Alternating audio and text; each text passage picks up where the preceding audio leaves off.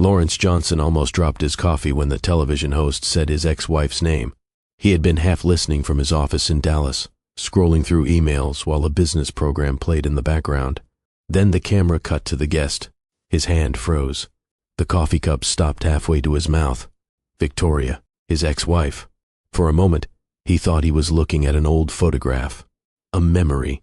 A mistake. Because the woman smiling under those studio lights wasn't supposed to be there. 1 year earlier, Lawrence had walked away from their divorce believing he had won. He kept the house. He kept the money. He kept the life they had spent years building. Victoria left with little more than a modest apartment, an office job, and a future that looked completely broken. At least that was the story Lawrence told himself. Now millions of viewers were watching her sit confidently across from a national television host while audience members applauded. Then the host smiled and looked down at his notes. "After the break," he said, "we'll discuss the hidden asset investigation that's making headlines across Texas and why one entrepreneur's divorce became part of a much bigger story." Lawrence's stomach dropped. The coffee cup slipped from his fingers. Hot liquid splashed across his desk, but he barely noticed, because he knew exactly what hidden assets they were talking about. What he didn't know was how much Victoria had learned, and what happened next would force him to watch the collapse of a story he had spent years protecting. To understand why seeing Victoria on television terrified him, you have to go back to Houston, back before the divorce, back before the betrayal, back to the woman who spent years helping everyone else build their dreams while forgetting her own. Welcome to Mr. Graham's family. To every single one of you, thank you for the love and support. It means everything to me, and I promise to keep leveling up and bringing you the best content possible. If you're new here, don't be shy. Comment where you're watching from and hit that subscribe button to officially become part of the family. Long before television interviews and business awards, Victoria Johnson was known for something much simpler. If someone needed help, she showed up. That was the reputation she carried throughout most of her life. She grew up in Houston, Texas, in a neighborhood where people still borrowed sugar from each other, and children knew the names of the families living 3 houses down. Her father spent decades driving city buses. Her mother worked long shifts as a nurse. Neither parent earned extraordinary money, but they built a stable life through discipline, consistency, and faith. Victoria learned those lessons early. Every Sunday followed the same pattern. Church in the morning, family dinner afterward, relatives filling the house, children running through hallways, adults talking too loudly around folding tables packed with food. Her grandmother often sat at the head of the table offering advice nobody requested but everyone listened to anyway. Victoria heard the same message repeatedly throughout her childhood. A person's character matters more than their circumstances. At 12 years old, she didn't fully understand what that meant. At 40, she understood it perfectly. Growing up, Victoria was creative in ways that often went unnoticed. While other kids decorated school projects with markers and construction paper, Victoria obsessed over layouts, colors, logos, and design. Teachers noticed. Classmates noticed. Small business owners eventually noticed too. By college, she had begun earning extra money designing flyers and promotional materials for local businesses. The work came naturally. Confidence did not. That was always the strange contradiction. People saw talent. Victoria saw room for improvement. People praised her work. Victoria focused on mistakes. People recognized potential. Victoria doubted it. By her late 20s, she had developed another habit that would later change the course of her life.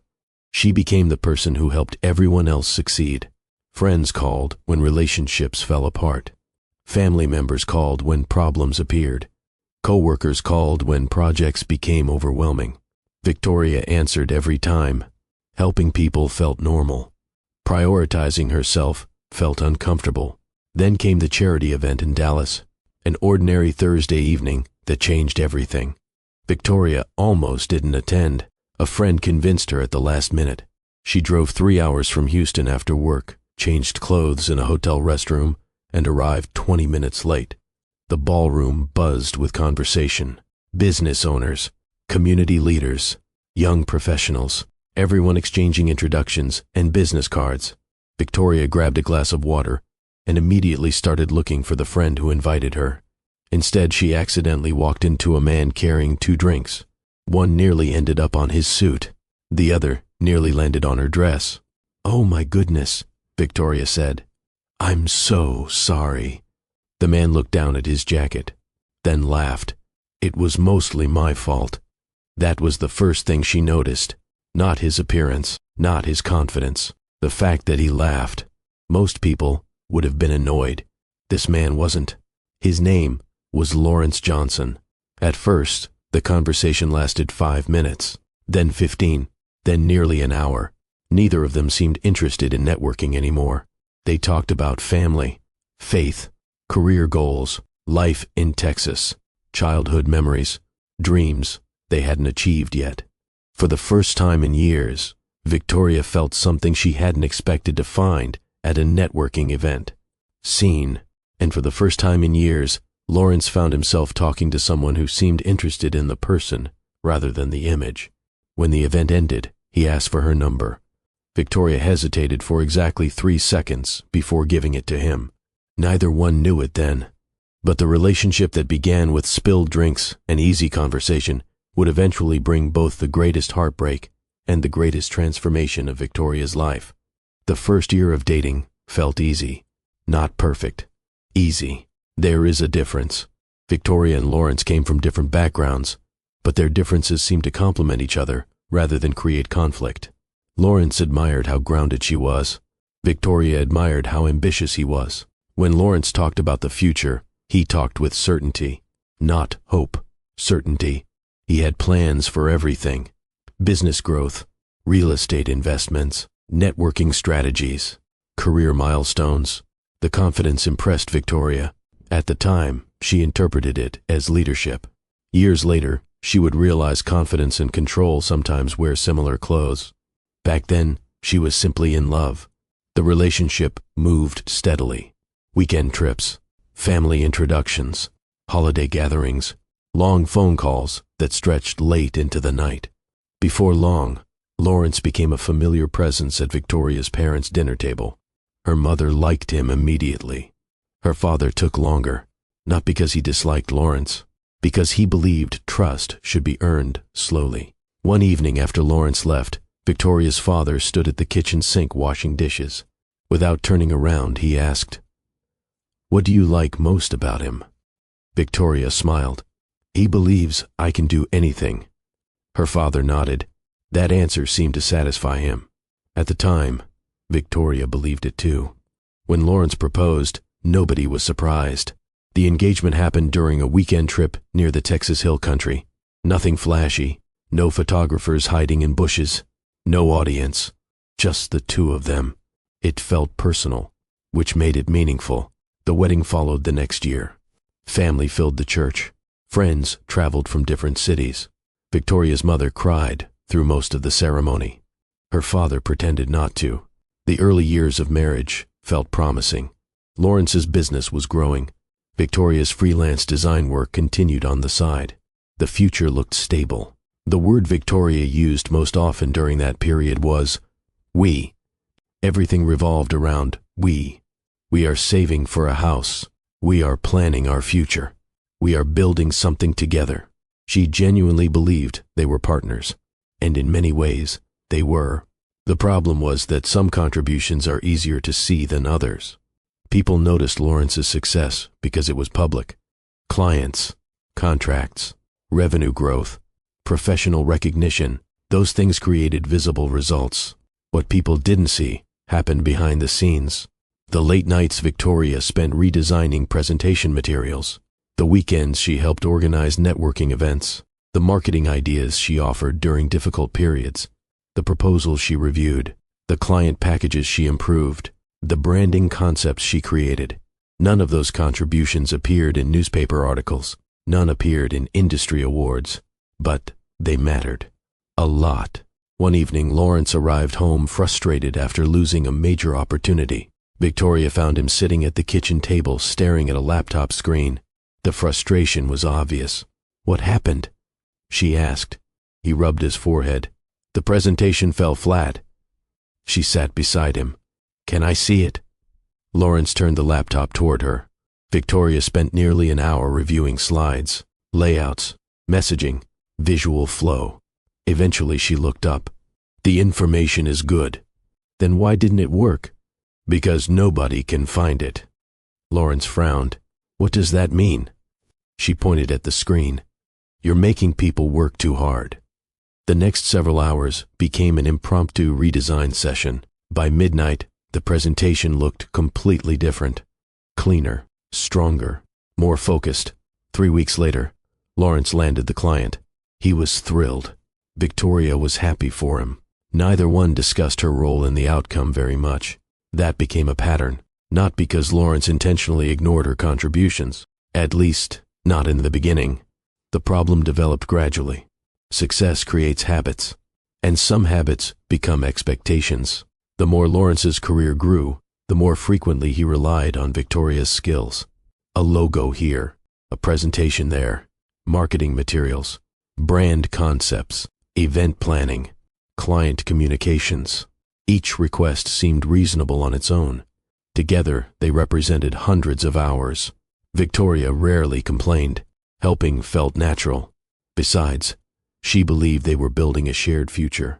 Every investment of time felt worthwhile. Then one evening, everything shifted in a way she barely noticed. The couple had just finished dinner. Victoria sat at the table, reviewing ideas for her own design business. She'd been thinking about launching something more serious, something beyond occasional freelance projects. Lawrence glanced at the sketches. What are those? A business idea. His expression brightened. That's exciting. It is. Victoria smiled. I think I'm finally ready. Lawrence studied the papers, then nodded slowly. You absolutely should do it. The encouragement felt good. Then he added something else. Maybe next year. Victoria looked up. Why next year? Lawrence leaned back in his chair. Because we're close. Close to what? The next stage. His excitement was contagious. The business was expanding. New opportunities were appearing. Larger contracts seemed within reach. Lawrence reached across the table and squeezed her hand. Let's focus on this push first. Victoria considered it. The delay didn't seem unreasonable. 1 year wasn't forever, so she agreed. The problem wasn't that conversation. The problem was how many times it repeated. The following year, when she mentioned her business again, the answer sounded familiar. We should wait until things settle down. A year after that? Let's get through this expansion phase first. Then, we're almost there. Then, this isn't the right time. Always supportive, always encouraging, always later, never now. At first, Victoria didn't recognize what was happening. Most people don't, especially when the postponements arrive wrapped in optimism. Life continued moving forward. The couple purchased a larger home. Lawrence's income increased. Professional opportunities multiplied. From the outside, they looked successful. And they were. The problem was that one person's dreams were accelerating, while the others remained parked at the starting line. One Saturday afternoon, Victoria met an old college friend for lunch. The conversation eventually turned toward careers. Her friend asked a simple question. So, how's your design company? Victoria laughed. I don't have one. The friend looked confused. I thought that was your plan. It is. The answer sounded strange even to her. It is, not it was. Not I tried. It is. The dream still existed. It simply kept moving further into the future. That realization lingered long after lunch ended. A few weeks later, another opportunity arrived. A local business owner offered Victoria a chance to handle a larger branding project, the type of project she once dreamed about. She was excited, nervous, hopeful. That evening, she told Lawrence about it. He listened carefully, then smiled. That's great. Victoria nodded. I think I want to do it. Lawrence hesitated, only briefly, but she noticed. What? He leaned forward. How much time would it take? Victoria named an estimate. Lawrence frowned. That's a lot right now. The excitement in the room immediately changed. Not disappeared. Changed. "We've got the investor meetings coming up." He pointed toward his calendar. "And the conference next month." Victoria looked down at her coffee, then back up. "What are you saying?" "Nothing." Lawrence smiled reassuringly. "I'm saying timing matters." There was that word again. Timing. The project eventually went to someone else. Victoria told herself there would be other opportunities. And there were. The issue wasn't opportunity. The issue was what happened every time opportunity arrived. She kept stepping aside, and because the sacrifices happened one at a time, she didn't fully understand how much ground she was giving away. By the end of their 5th year of marriage, Lawrence had become the visible success story. The rising businessman, the respected entrepreneur, the man building something impressive. People applauded his achievements. And they should have. He worked hard. What nobody saw was the woman standing behind the curtain helping pull the ropes, including Victoria, because even she had started treating her own talents like a supporting role. The strangest part, she still believed there would be time later. Time to pursue her dream. Time to build something for herself. Time to stop waiting. She didn't know it yet, but later was about to become the most expensive word in her life. If Victoria had known how the story would end, she would have paid closer attention to the small changes. Most people say that after a relationship falls apart. The difference is that the warning signs in her marriage weren't dramatic. There was no single moment she could point to. No obvious scandal. No shocking discovery. At first, it looked exactly like success. And that's what made it dangerous. By their 6th year of marriage, Lawrence's business had grown faster than either of them expected. The investor meetings he'd once talked about over dinner were now real. The larger contracts were real. The travel was real. The money was real. For a while, Victoria felt proud watching it happen. She remembered those early conversations at the charity event in Dallas. The dreams, the plans, the ambition. Lawrence had worked hard, very hard. She never questioned that. What she didn't realize was that success was changing him in ways that had nothing to do with money. One Thursday evening, Victoria finished dinner and waited. And waited. And waited. The food sat on the stove growing colder. By 9 o'clock, Lawrence still wasn't home. At 9:30, her phone finally buzzed. Running late. Don't wait up. That was it. No explanation. No phone call. No apology. Victoria stared at the message, then looked at the lasagna she'd spent nearly 3 hours making. A recipe her mother taught her years earlier. She covered the dish with aluminum foil and put it in the refrigerator. The next morning, Lawrence acted as though nothing unusual had happened. Morning. He poured coffee, checked emails, grabbed his keys. Normal. Victoria watched him. "You could have called." Lawrence looked up. "What?" "Last night." His expression softened immediately. "Oh." He walked over and kissed her forehead. "I'm sorry." And just like that, the conversation ended. The apology seemed reasonable. The explanation seemed reasonable. Everything seemed reasonable. That became the problem. Every individual incident made sense.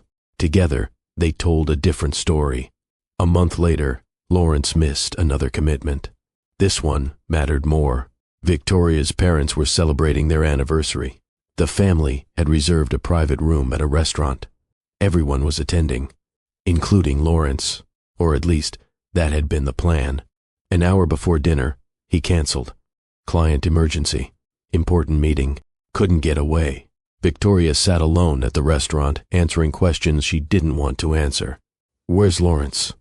"Work." Her father nodded. Her mother looked disappointed. Nobody pushed further. They didn't need to. The empty chair said enough.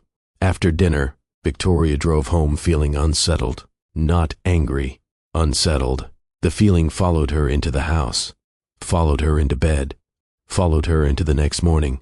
Then life got busy again, and she pushed it aside, because that's what people do when they're trying to protect something. They focus on explanations instead of patterns. The phone calls started becoming noticeable around that time. At first, Victoria barely paid attention. Lawrence's business required constant communication. Clients called at odd hours. Investors called at odd hours. Business owners live on their phones. That wasn't unusual. What became unusual was where those conversations happened. Outside, in another room, on the back patio, in the garage. One evening, Victoria walked into the kitchen and immediately watched Lawrence end a call. The timing felt strange, not suspicious, strange. "Everything okay?" she asked. "Yeah." He slipped the phone into his pocket. "Work stuff." That answer used to satisfy her. Lately, it wasn't working quite as well. Still, she let it go. A few weeks later, something happened that bothered her more than she wanted to admit. It was a Saturday morning, one of the rare weekends Lawrence wasn't traveling. Victoria woke up expecting a relaxed day together. Breakfast, errands, maybe a movie later. Nothing special, just time. Instead, she found him fully dressed before 8 o'clock. Car keys in hand. "Where are you going?" Lawrence avoided eye contact while grabbing his wallet. "I've got a meeting." Victoria laughed. "A meeting? It's important." "On a Saturday?" The answer came quickly. Business doesn't stop because it's the weekend. Then he was gone. The front door closed. The engine started, and Victoria stood in the kitchen staring at an untouched pot of coffee. For some reason, that moment hurt more than it should have. Not because of the meeting, because she couldn't remember the last time Lawrence chose time with her over work. That realization lingered. A few days later, she called Denise. At this point, Denise was still one of her closest friends, the person she trusted with almost everything, the person who knew both Victoria and Lawrence well. The conversation started casually, then drifted toward marriage. Eventually, Denise asked a question. "When's the last time you two took a trip together?" Victoria frowned. "I don't know." "Seriously?" She thought about it. The answer bothered her, because she genuinely couldn't remember. Months, maybe longer. Denise hesitated, then said, "Have you talked to him?" "About what?" "You know what?" Victoria did know. The problem was that talking felt harder than it sounded. Every concern seemed small when viewed alone.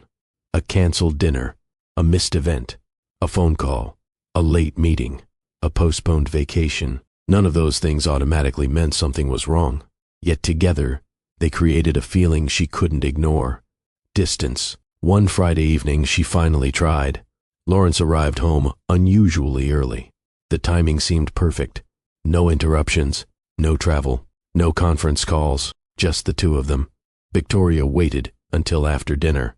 Then she looked across the table and said, "Can I ask you something?" Lawrence immediately looked cautious. That alone worried her. "Sure." "Are you happy?" The question hung between them. Lawrence blinked, then laughed softly. "That's a random question." "No." Victoria shook her head. "Not really." For the first time all evening, he seemed uncomfortable. "Why are you asking?" "Because I don't know what's happening." The words surprised even her. She hadn't planned on saying them, yet there they were. Lawrence leaned back in his chair. "What do you mean?" Victoria looked down briefly, then back up. "I feel like you're somewhere else." The room became very still. Lawrence rubbed his jaw. "Victoria, don't." She raised a hand. "Please don't tell me it's work." His expression changed. "Not much. Enough. Work is part of it." "There it is." "Because it's true." Victoria nodded slowly. Maybe it was true. Maybe it wasn't. The problem was that every answer sounded identical now. Eventually, Lawrence stood. "I've got an early meeting." Victoria laughed once, a short laugh. Not because anything was funny, because she suddenly realized what had happened. She had spent weeks building up the courage to have an honest conversation, and somehow, the conversation had ended before it started. Lawrence disappeared into his office. The door closed. A few seconds later, she heard him speaking on the phone. Victoria remained at the kitchen table, the dishes untouched, the conversation unfinished. For the first time since their marriage began, she felt something she couldn't easily explain away. Fear. Not fear that Lawrence would leave, not yet. Fear that she no longer understood the man she married. And what Victoria didn't know was that while she was searching for answers, Lawrence had already started making decisions. decisions he wasn't sharing, decisions that would eventually destroy everything she believed about their marriage. The divorce papers were still months away. The betrayal was still hidden, but the foundation was already cracking, and soon it would become impossible to pretend otherwise. The first person to say something wasn't Victoria. It wasn't Lawrence either. It was her father. Looking back, that shouldn't have surprised her. Her father spent 30 years driving city buses in Houston. He made a living watching people, watching behavior, watching patterns, watching things most people missed. The conversation happened on a Sunday afternoon, a few weeks after the awkward dinner conversation with Lawrence. The family had gathered at her parents' house as usual. Children ran through the living room. Relatives crowded around folding tables. Food covered every available surface. From the outside, everything looked normal, except Lawrence wasn't there. Again, a client meeting. At least that's what he'd said that morning. Victoria had repeated the explanation so many times it came automatically now. Her father stood beside the grill, turning chicken. Without looking up, he asked, "Where's Lawrence?" "Working." The answer came quickly, too quickly. Her father nodded. Several minutes passed. Then he asked another question. "How long has he been working every Sunday?" Victoria stopped arranging paper plates. She opened her mouth, then closed it again, because she didn't know. Not exactly. Weeks, months, long enough that she had stopped expecting him. Her father finally looked at her. "You okay?" The question hit harder than she expected. "Yeah." "You sure?" Victoria forced a smile. "I'm fine." Her father didn't argue. He simply nodded, the same way he'd nodded when she was 16 and lying about a bad day at school. The same way he'd nodded when she was 23 and pretending a breakup didn't bother her. Parents develop a sixth sense, especially the good ones. The rest of the afternoon felt different, not because anything happened, because she couldn't stop hearing the question, "You okay?" That night, she drove home alone. The house felt unusually quiet when she walked inside. Lawrence still wasn't back. The kitchen lights were off. The living room was empty. The silence bothered her more than usual. She walked through the house slowly. For the first time, she noticed how much space existed between them now. Not physical space, life space. Entire portions of their lives no longer overlapped. When had that happened? She couldn't answer. A few days later, her mother called. The conversation started normally. Family news, work, church announcements. Then came the question, "How are things with Lawrence?" Victoria laughed immediately, too quickly, too defensively. Her mother noticed. "What?" "Nothing." "Victoria," there it was. The voice, the one mothers use when they already know something is wrong. Victoria sat down at the kitchen table. "I'm just tired." Tired because of work? No, tired because she was spending more energy defending her marriage than enjoying it. Tired because every conversation with Lawrence felt shorter. Tired because she couldn't remember the last time they spent an entire weekend together. But she didn't say any of that. Instead, she said, "Work's been busy." Her mother sighed, then said something simple. "Busy people still make time for what matters." The sentence lingered long after the call ended, because deep down, Victoria already knew that. The real problem wasn't understanding it. The real problem was deciding what to do about it. A week later, she finally stopped avoiding the issue. Lawrence came home before 6. No travel, no conference calls, no emergency meetings. The opportunity felt too rare to waste. After dinner, Victoria carried 2 cups of coffee into the living room. Lawrence looked up from his laptop. "We need to talk." 3 words, nothing dramatic. Yet his reaction was immediate. The laptop closed, not completely, halfway, like a man preparing for impact. Victoria noticed. That alone made her nervous. She sat across from him. For a moment, neither spoke. Then she asked, "Do you still want this marriage?" Lawrence blinked. "What kind of question is that?" "A serious one." His expression tightened. "Of course I do." Victoria nodded slowly. "Then why does it feel like I'm living with a guest?" The words landed harder than she intended. Lawrence looked away, then back. "I've been busy." There it was again. Busy. The word she had heard 1,000 times. Victoria leaned forward. No. Victoria. No. Her voice remained calm. Don't give me that answer. Lawrence exhaled heavily. What do you want from me? The question surprised her, not because he asked it, because of how he asked it. Like the conversation itself was exhausting. I want honesty. You have honesty. No. She shook her head. I have schedules. The room became quiet. Lawrence rubbed his forehead, a habit she'd noticed more frequently lately. I'm trying to build something. We already built something. The response came immediately.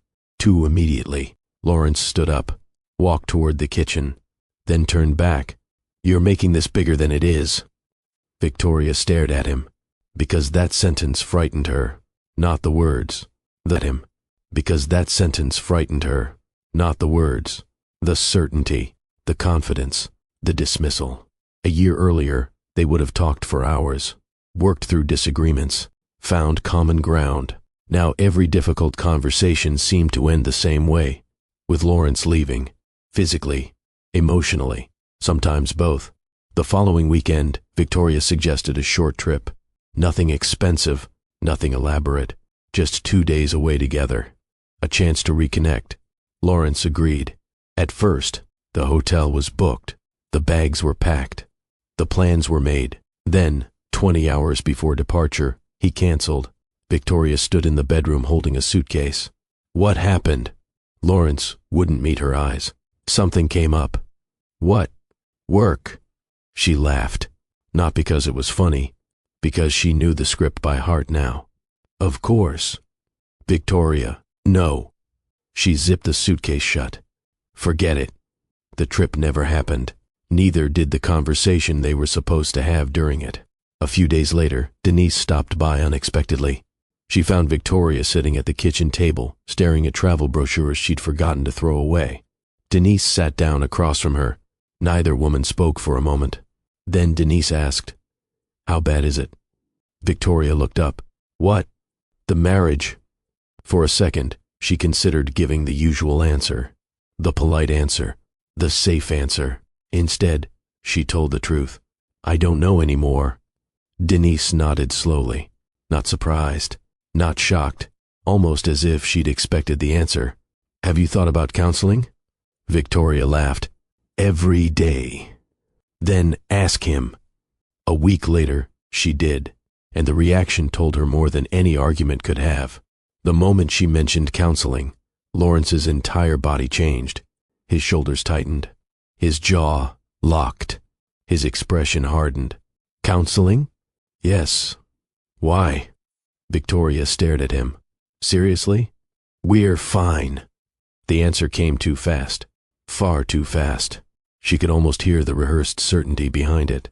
We're not fine. We've hit a rough patch. Lawrence, it's temporary.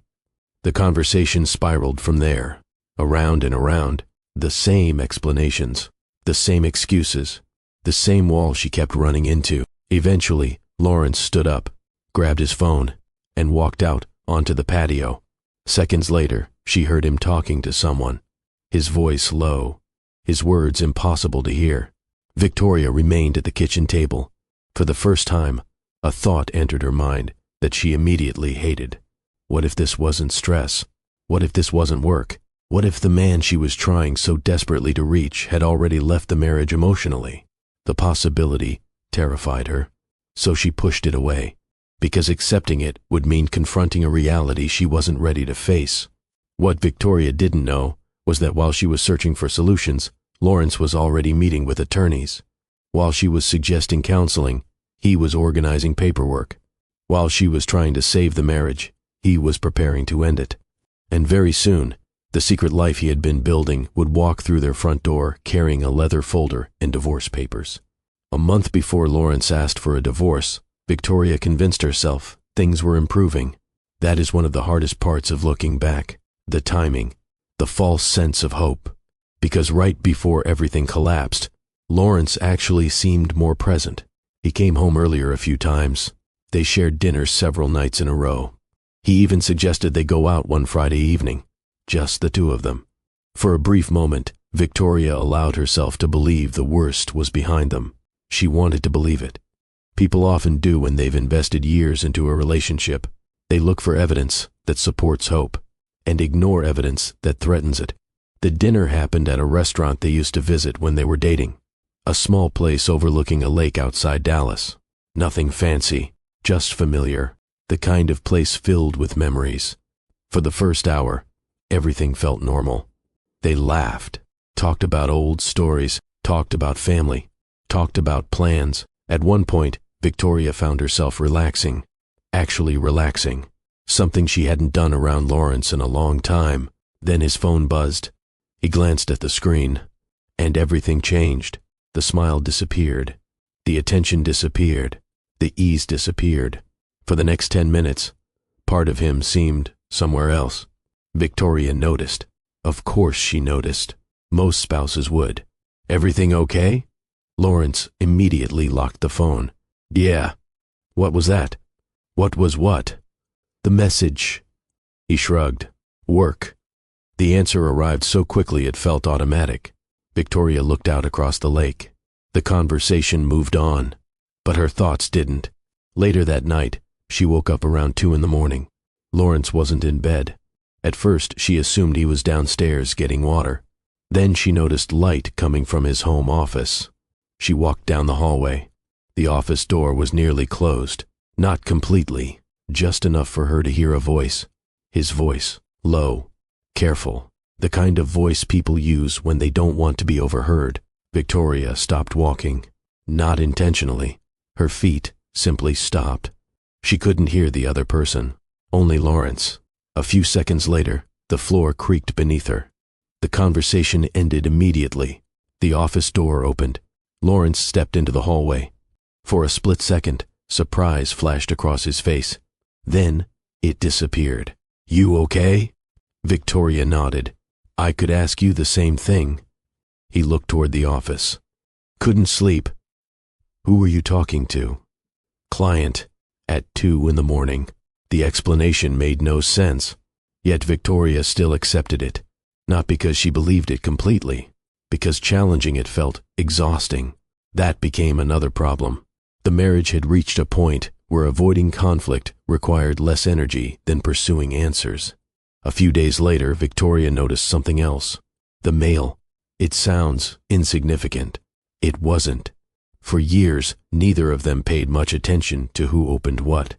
The mail arrived. Someone grabbed it. Life continued. Then suddenly Lawrence became unusually interested in it. One afternoon, Victoria returned home early. The mail carrier had only recently stopped by. As she walked toward the front door, she noticed Lawrence standing at the mailbox, sorting through envelopes. Quickly, almost urgently. The moment he saw her, he smiled. Too quickly. You're home early. Victoria looked at the stack in his hands. So are you. For a second, neither moved. Then Lawrence tucked several envelopes under his arm. Meeting got canceled.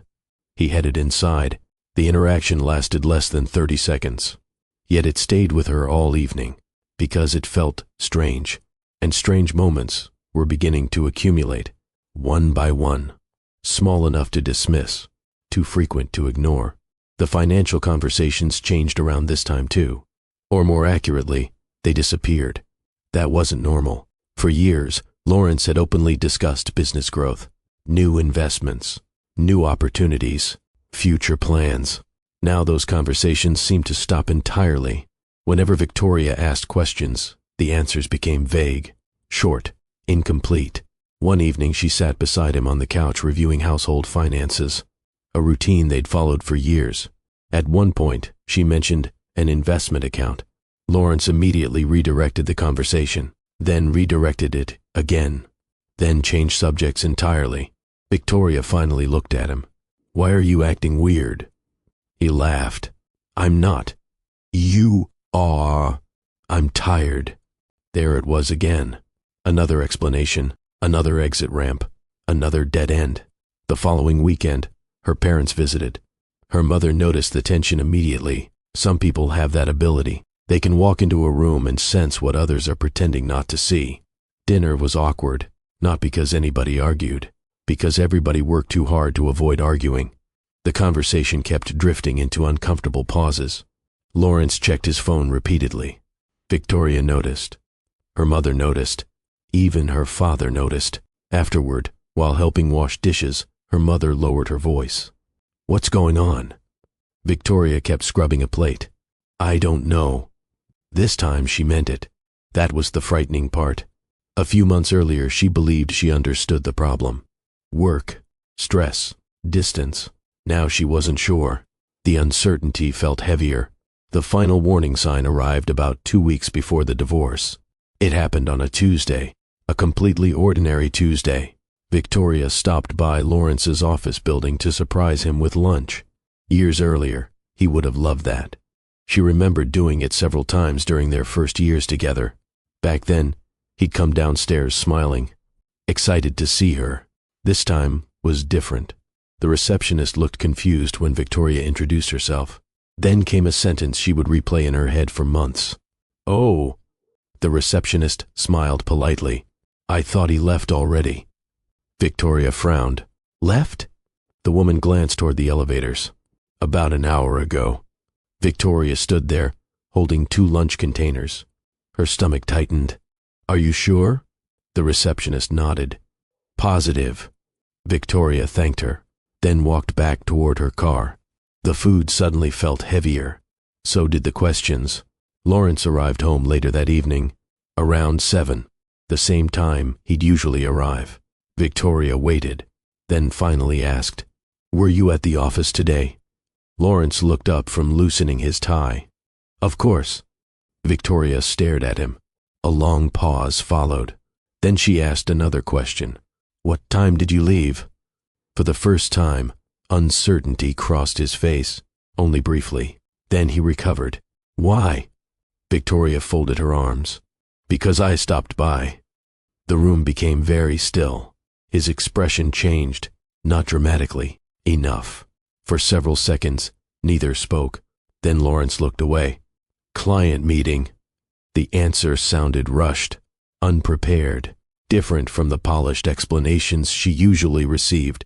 "Where?" "Downtown." "With who?" His jaw tightened. "What is this?"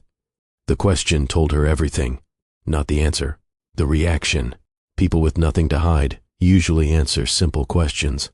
People protecting something often become defensive. Victoria stared at him, then slowly nodded. The conversation ended there. Neither one had the energy to continue. That night she barely slept. For the first time since their marriage began, suspicion started replacing confusion. She didn't have proof. She didn't have answers. She only had instincts. And instincts can be dangerous. Sometimes they're wrong. Sometimes they're the first warning that reality is about to change. 3 days later, reality arrived. Lawrence came home earlier than usual, carried a leather folder, asked her to sit down. And in less than 10 minutes, Victoria would learn something devastating. While she had been trying to save the marriage, Lawrence had already hired lawyers, already prepared documents, already planned his exit. The conversation she believed was coming was already over. She simply hadn't been invited to it. And what happened next would leave her questioning everything she thought she knew about her husband, her finances, and the life they had spent years building together. Victoria would later remember the leather folder more clearly than anything Lawrence actually said. Not his explanation, not his excuses, not even the word divorce. The folder, dark brown, perfectly organized, resting under his arm when he walked through the front door. Because the moment she saw it, something felt wrong, deeply wrong. It was a Thursday, around 4:30 in the afternoon. Victoria had left work early to finish a freelance branding project she'd been handling on the side. The house was unusually quiet. She was sitting at the kitchen island reviewing design concepts when she heard the garage door open. A few seconds later, Lawrence stepped inside. He wasn't supposed to be home for another 3 hours. At first she smiled. Then she noticed his expression. No smile, no greeting, no small talk. And there was that folder, held tightly against his side. Victoria set her pen down. "Everything okay?" Lawrence closed the door behind him. For a moment, he didn't answer. Then he said 4 words she would never forget. "We need to talk." The phrase instantly pulled her stomach into a knot, because unlike every other time he'd said it, this felt rehearsed, prepared, as if he'd practiced it beforehand. Victoria slowly stood. What happened? Lawrence looked away briefly, then back at her. "Can you sit down?" Every instinct told her she wasn't going to like what came next. Still, she pulled out a chair, sat down, waited. Lawrence remained standing. That bothered her immediately. People stand when they're delivering information. They sit when they're having conversations. Finally, he took a breath. "I think it's time we end this marriage." The words landed, then seemed to hover in the room, as though her brain couldn't process them fast enough. Victoria stared at him, waiting for the rest, waiting for context, waiting for clarification. It never came. Instead, Lawrence opened the folder, removed several documents, placed them carefully on the table. One stack at a time, everything was already organized, prepared, final. Victoria looked down, then back up. "You're divorcing me?" Lawrence rubbed his jaw. "I think it's best." The answer felt surreal, not because of what he said, because of how calm he sounded, as though he were discussing a business transaction, not a marriage, not a life, not years of history. Victoria laughed once, a short, disbelieving laugh. "Best for who?" Lawrence exhaled heavily. "Victoria, no." She raised a hand. "No." The room suddenly felt smaller. What happened? His eyes moved toward the window, then back toward her. "We've grown apart."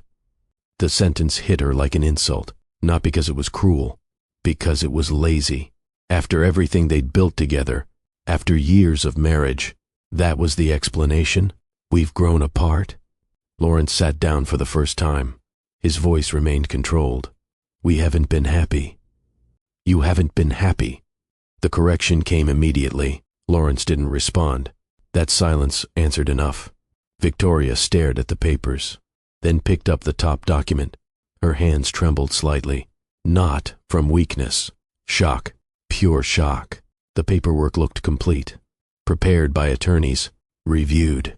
Structured. Every page suggested planning. Months of planning. Possibly longer. And suddenly, a realization began forming. This wasn't a decision Lawrence made yesterday. This wasn't even a decision Lawrence made last week. This had been happening for a while. She simply hadn't known. "How long?" Lawrence looked confused. "What?" "How long have you been planning this?" For the first time all afternoon, he hesitated. That hesitation told her everything. Victoria slowly leaned back in her chair. "Oh my God." Lawrence opened his mouth, then closed it again. The truth had already arrived. No explanation could stop it. "You've known for months." "Victoria, you've known." His silence stretched. 5 seconds, 10 seconds. Too long. Much too long. Victoria suddenly felt embarrassed. Not because of the divorce, because she'd spent months fighting for a marriage that no longer existed, suggesting counseling, planning trips, starting conversations, trying. While Lawrence had already moved on mentally, the humiliation burned. Then another thought surfaced, a practical one, the kind people think about after the initial shock begins fading. What happens now? Lawrence immediately pointed toward the paperwork. "Our attorneys have prepared everything." Our attorneys. Not my attorney. Not a discussion. Not a process. A completed plan. Victoria looked down at the documents again. The numbers immediately caught her attention. Several pages referenced financial information, assets, investments, property, business holdings. She frowned, then frowned harder. Something didn't look right. She flipped through another page, then another, then another. The confusion deepened. Lawrence noticed. "What?" Victoria looked up. "These numbers. What about them? They don't make sense." His expression never changed. The calmness bothered her. A lot. "What doesn't make sense?" Victoria tapped the paperwork. "This account." Lawrence shrugged. "What about it?" "The balance." "What about it?" Victoria stared at him, then at the page, then back at him. She knew the account, had seen statements before, maybe not recently, but enough times to remember. The number looked smaller than expected, much smaller. At first, she assumed she was mistaken. The shock probably wasn't helping. Still, something felt off. Lawrence reached for the papers. That's all been reviewed. The answer sounded polished, prepared, ready. Another warning sign.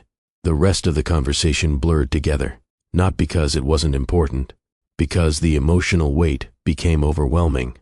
Questions, answers, explanations, legal terminology, timelines. The words kept coming, yet very little felt real. At one point, Victoria realized she'd been staring at the same paragraph for nearly a minute, reading it repeatedly without understanding a single sentence. Eventually, Lawrence stood. "I'll stay somewhere else for a while." Victoria looked up. The statement barely registered. He was leaving. Today. Apparently, that had already been arranged too. Of course it had. Everything else had been. Lawrence walked upstairs. The sound of drawers opening echoed through the house. Closet doors, suitcases, footsteps. The noises continued for nearly 40 minutes. Victoria remained at the kitchen table, unable to move, unable to think clearly. At some point, she noticed tears sliding down her face. She hadn't even realized she was crying. When Lawrence finally came downstairs, he was carrying 2 suitcases. The sight felt absurd, like watching a stranger leave. Not a husband, not the man she'd built a life with. A stranger. He stopped near the front door.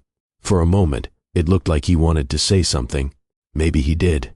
Instead, he simply nodded, then left. The door closed. The house became silent. Victoria sat there for a long time. The sun disappeared outside. Darkness settled across the neighborhood. Still, she remained in the kitchen. The paperwork spread across the table. The marriage reduced to documents. Hours later, her phone rang. It was Denise. Victoria answered immediately. The moment she heard her friend's voice, the composure she'd been holding together collapsed. "Hey!" Denise paused. "Victoria?" The tears came harder. The words followed. "He's leaving." A long silence. Then Denise asked quietly, "What happened?" Victoria looked down at the paperwork, at the signatures, at the numbers she couldn't stop thinking about, at the life that had just ended. And for the first time, she said the words out loud. "Lawrence is divorcing me." The sentence sounded impossible, yet there it was. Real, permanent, terrifying. What Victoria didn't know was that the worst part wasn't the divorce. Not even close. The worst part was still hidden inside those financial records, inside those numbers that didn't quite make sense, inside transactions she hadn't seen, assets she didn't know existed, and people she trusted far more than she should have. The marriage was over, but the betrayal was only beginning. The first week after Lawrence moved out felt unreal. Victoria woke up every morning expecting to hear him downstairs. She still reached for the other side of the bed without thinking, still listened for the garage door in the evenings, still caught herself looking up whenever her phone buzzed. Then reality returned, again, and again, and again. The house felt different now, too large, too quiet, too expensive. Every room seemed to contain evidence of a future that no longer existed. For a while, Victoria focused on surviving each day. Work, sleep, repeat. She wasn't thinking about hidden assets, or suspicious accounts, or financial deception. She was trying to make it through breakfast without crying, trying to answer coworkers when they asked if she was okay, trying to explain the divorce to relatives who suddenly seemed to have opinions about everything. The legal process started quickly, much faster than she expected. That alone raised questions. Most divorces involve preparation, paperwork, discussions, negotiations. Lawrence seemed ready for all of it, because he was. His attorney already had answers, already had documentation, already had explanations. Meanwhile, Victoria felt like she was trying to catch a train that had left the station months earlier. One afternoon, she sat inside her attorney's office reviewing financial disclosures. The attorney was experienced, calm, methodical, the kind of person who spoke carefully and rarely reacted emotionally. Victoria appreciated that. Someone needed to stay calm, because she certainly wasn't. The conference table was covered with documents, tax records, investment statements, property information, business reports, page after page after page. Victoria rubbed her eyes. "I don't understand." Her attorney looked up. "What part?" "Any of it." The answer earned a small smile. "Fair." Victoria pushed several documents across the table. "We built a life together." Her finger tapped the papers. "Where is it?" The attorney studied the records, then leaned back in his chair. "What specifically concerns you?" Victoria hated that question, because she couldn't point to one thing. That was the problem. Nothing looked dramatically wrong. Everything simply felt smaller than expected. Accounts, investments, assets. The numbers seemed disconnected from the life she remembered living. A large home, years of business growth, real estate investments, professional success. The math felt incomplete. Her attorney remained thoughtful. Finally, he spoke. "You're saying your instincts don't match the disclosures?" "Exactly." He nodded. "Instincts aren't evidence." Victoria sighed. "I know. And emotional situations can distort perception." "I know that too." The attorney folded his hands. "That doesn't mean you're wrong." The statement caught her attention. "What does that mean?" "It means we'll verify everything." That answer provided temporary comfort. Temporary. Over the following weeks, Victoria learned something frustrating about divorce. Truth and proof are not the same thing. You can feel certain something is wrong. You can suspect something is missing. You can believe it with your entire heart. None of that matters without evidence, and evidence is often difficult to find, especially when one side has a head start. Lawrence appeared calm throughout the process, almost unusually calm. Meetings came and went. Documents were exchanged. Questions were answered. The confidence never disappeared. Victoria noticed. So did her attorney. One afternoon, after another long meeting, she finally asked, "Why does he seem so comfortable?" Her attorney looked up from a folder. "What do you mean?" "He acts like he already knows how this ends." The attorney paused, then chose his words carefully. "Preparation creates confidence." The answer made sense. It also bothered her, because it reinforced what she'd already suspected. Lawrence hadn't reacted to the divorce. He had planned it. The realization hurt more each time it resurfaced. A few weeks later, Victoria met Denise for lunch. By then, Denise had become one of her strongest emotional supports. She called regularly, checked in constantly, showed up when needed. Exactly what a close friend should do. The restaurant was crowded. People packed every table, yet Victoria barely noticed. Her attention remained fixed on the stack of documents she'd brought with her. Denise watched her flip through pages. "You brought divorce paperwork to lunch?" Victoria managed a tired smile. "Apparently this is my personality now." Denise laughed.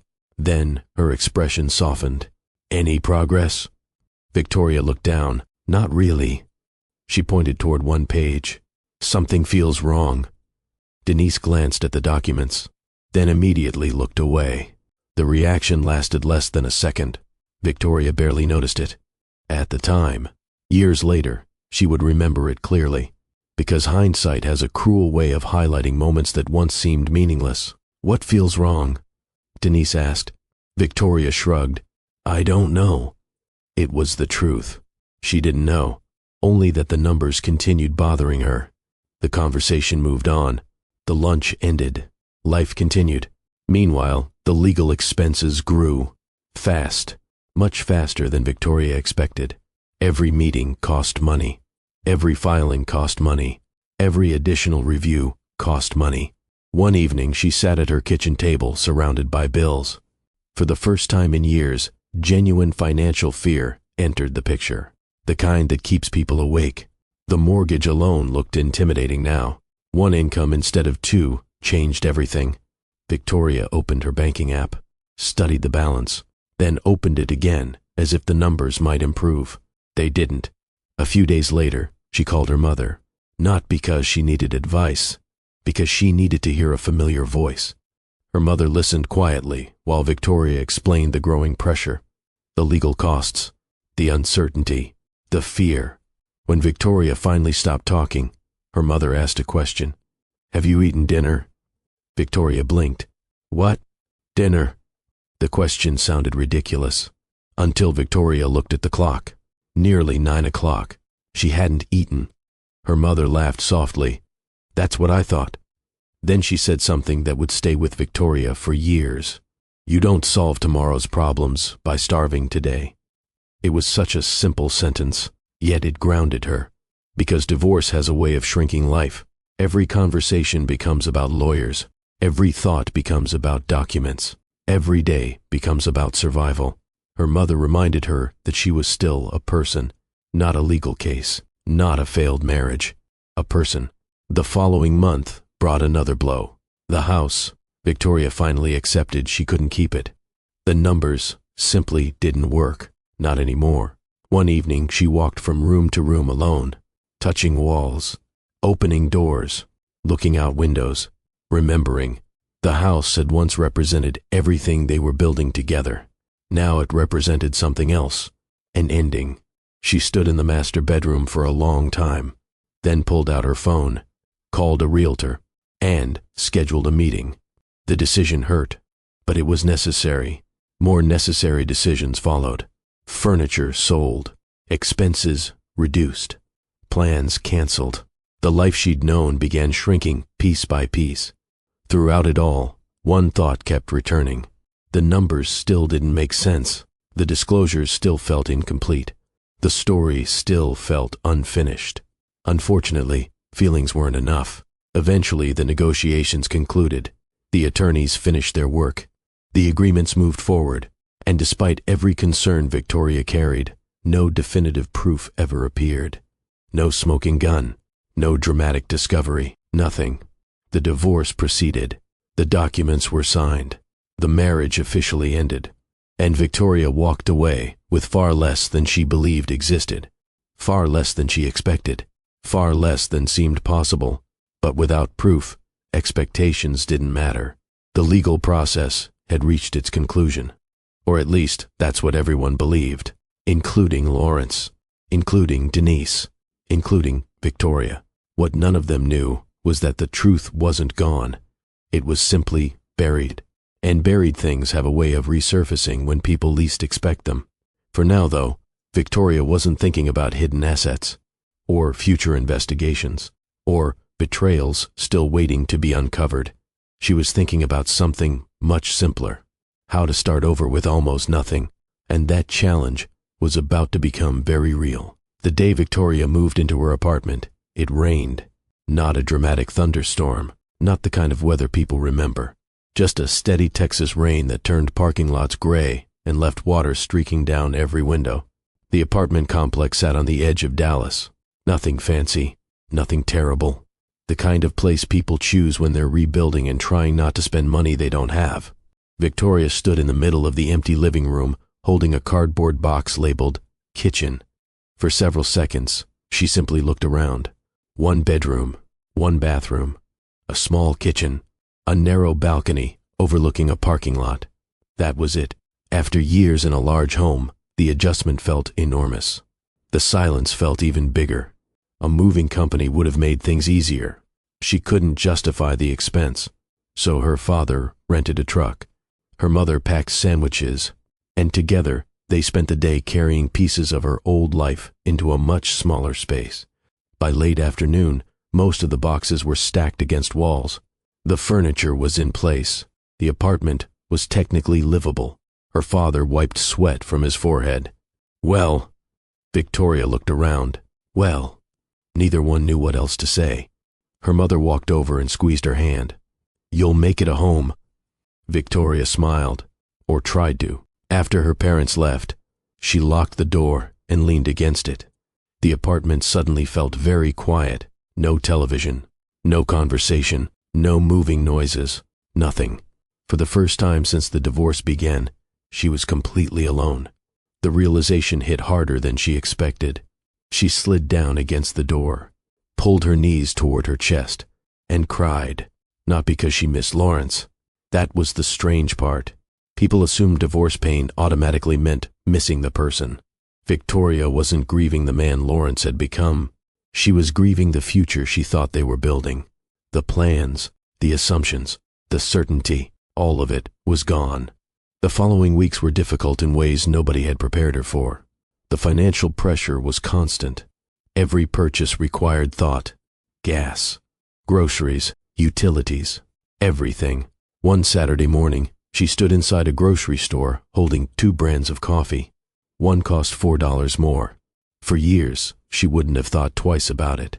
Now she stood there comparing prices, reading labels, doing mental math. The change embarrassed her, even though it shouldn't have. Millions of people live that way every day.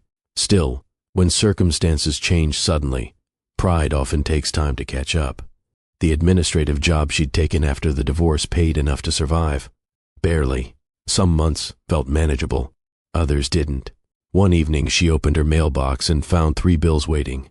Nothing unusual, except the total. She carried them upstairs, sat at her small kitchen table, and stared. The numbers weren't catastrophic. They simply exceeded what remained in her account. Victoria pulled out a calculator, then a notebook, then her banking app. An hour later, the math still looked terrible. That night she skipped dinner, not because there wasn't food, because anxiety had stolen her appetite.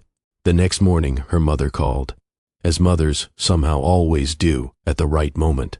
After a few minutes of conversation, Victoria finally admitted the truth. "I'm scared." The words came out before she could stop them. Her mother didn't rush to respond, didn't offer immediate advice, didn't pretend everything would magically work out. Instead, she asked, "What are you scared of?" Victoria stared out the apartment window. Failing. The answer surprised her, because it was true. Not losing Lawrence, not being alone. Failing. Starting over, and discovering she couldn't do it. Her mother listened, then said something simple. "Your life didn't end." The sentence lingered, because deep down, part of Victoria had been behaving as if it had. The divorce became the center of everything. Every thought, every decision, every fear. Her mother was reminding her there was still a future waiting to be lived. The challenge was believing it. Unfortunately, another problem was beginning to emerge. People, specifically mutual friends. At first, everyone acted supportive. Messages arrived. Phone calls came regularly. People checked in. Then, something changed. The invitations became less frequent. The calls slowed down. The conversations became shorter. Victoria noticed. So did her parents. So did Denise. One afternoon, she received photos from a social gathering she hadn't been invited to. A barbecue. Several familiar faces. People she and Lawrence had spent years with. The image bothered her more than she wanted to admit. Not because she wanted to attend, because nobody had even called. A few days later, she learned why. A mutual friend accidentally mentioned seeing Lawrence, then quickly changed the subject. Too quickly. Victoria understood immediately. People were choosing sides, not publicly, quietly, the way adults often do.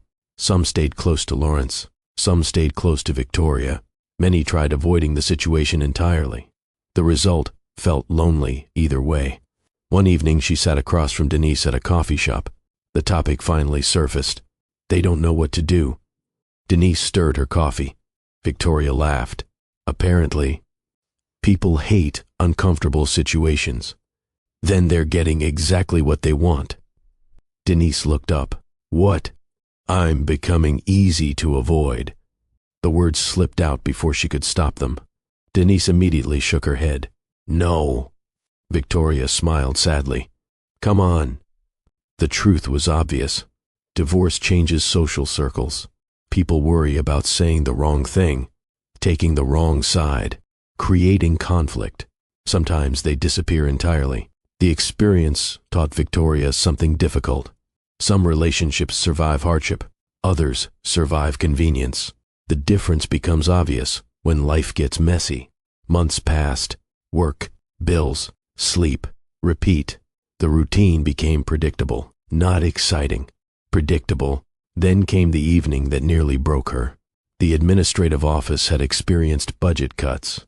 Nothing major, just enough to reduce hours, which meant less income, which meant more pressure. Victoria sat alone at her kitchen table after receiving the news. The apartment was dimly lit. The refrigerator hummed softly in the background. A stack of unpaid bills sat nearby. For the first time since the divorce, tears gave way to anger. Not at Lawrence, not even at the divorce, at herself. Years.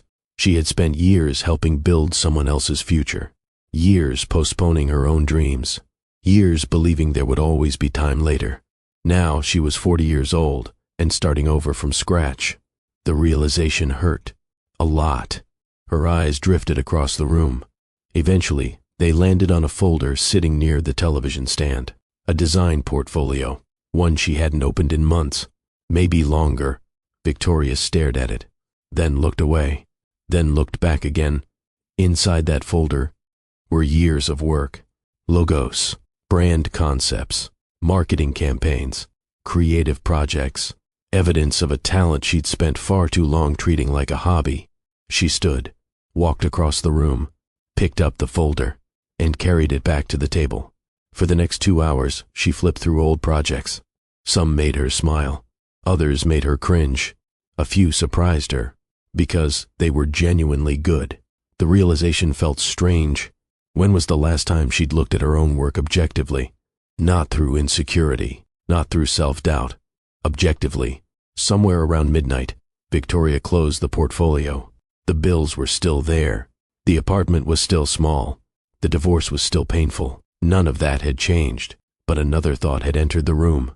A possibility. Small, fragile, easy to dismiss, yet impossible to ignore. What if she had been sitting on the answer all along? What if the thing she'd spent years helping other people build was the very thing capable of rebuilding her? Victoria didn't know it yet, but the lowest point of her life was ending, and the next morning, a casual conversation at work would spark the first real opportunity she'd seen since the divorce. The future wasn't knocking loudly. It was barely whispering. Fortunately, for the first time in a long time, Victoria was finally ready to listen. The next morning started like every other morning. That was the funny part. Life-changing moments rarely announce themselves. There was no dramatic music, no feeling in the air, no sign that anything important was about to happen. Victoria woke up, made coffee, drove to work, and spent the first half of the day doing routine administrative tasks, answering emails, updating records, scheduling appointments, the kind of work that paid the bills but never excited her. Around noon, the office manager stopped by her desk. "Hey!" Victoria looked up. "What's up?" "The conference fundraiser is next month." Victoria nodded. She vaguely remembered hearing something about it. The company sponsored a community fundraising event every year. She vaguely remembered hearing something about it. The company sponsored a community fundraising event every year. Nothing huge, just a local gathering that supported several nonprofit organizations. The office manager held up a flyer.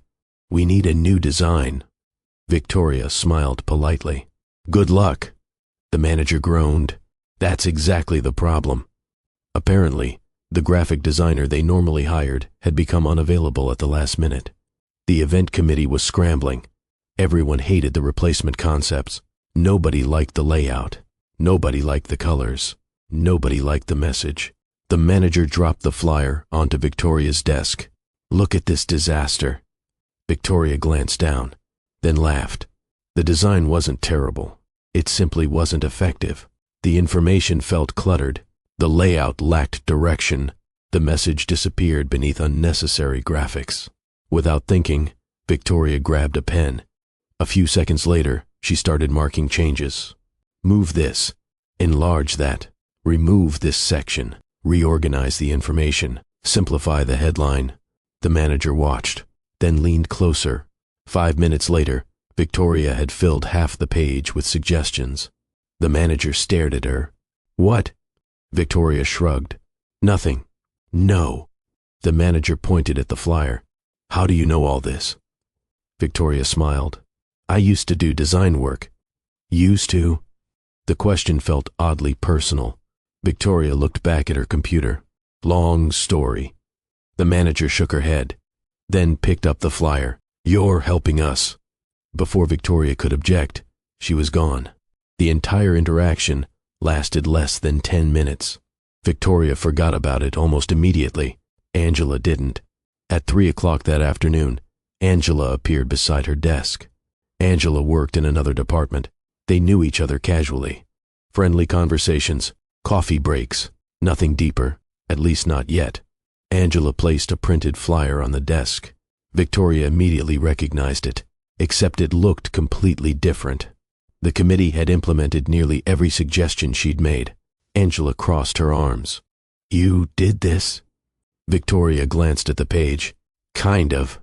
Angela stared, then asked a question that would alter the course of Victoria's life. You made this? The wording seemed simple, ordinary, yet something about it landed differently. Maybe because Angela wasn't asking politely. She was asking with genuine surprise. Victoria nodded. I guess.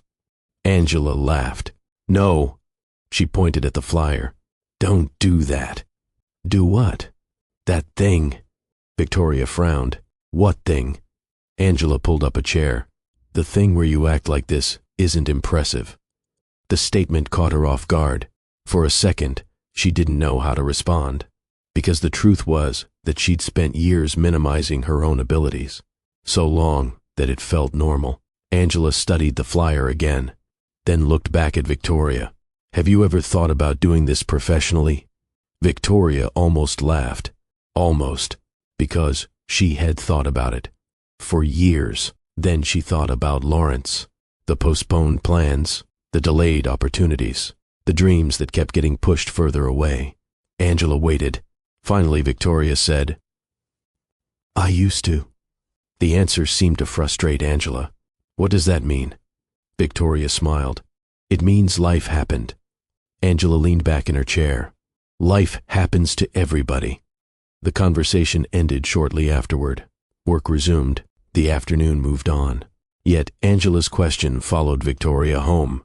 Have you ever thought about doing this professionally? The answer was obvious. The real question was why she hadn't. 3 days later, Angela returned, this time carrying coffee. She handed 1 cup to Victoria and sat down. I have a favor. Victoria laughed. That sounds dangerous. It isn't. Angela reached into her bag and removed a folder.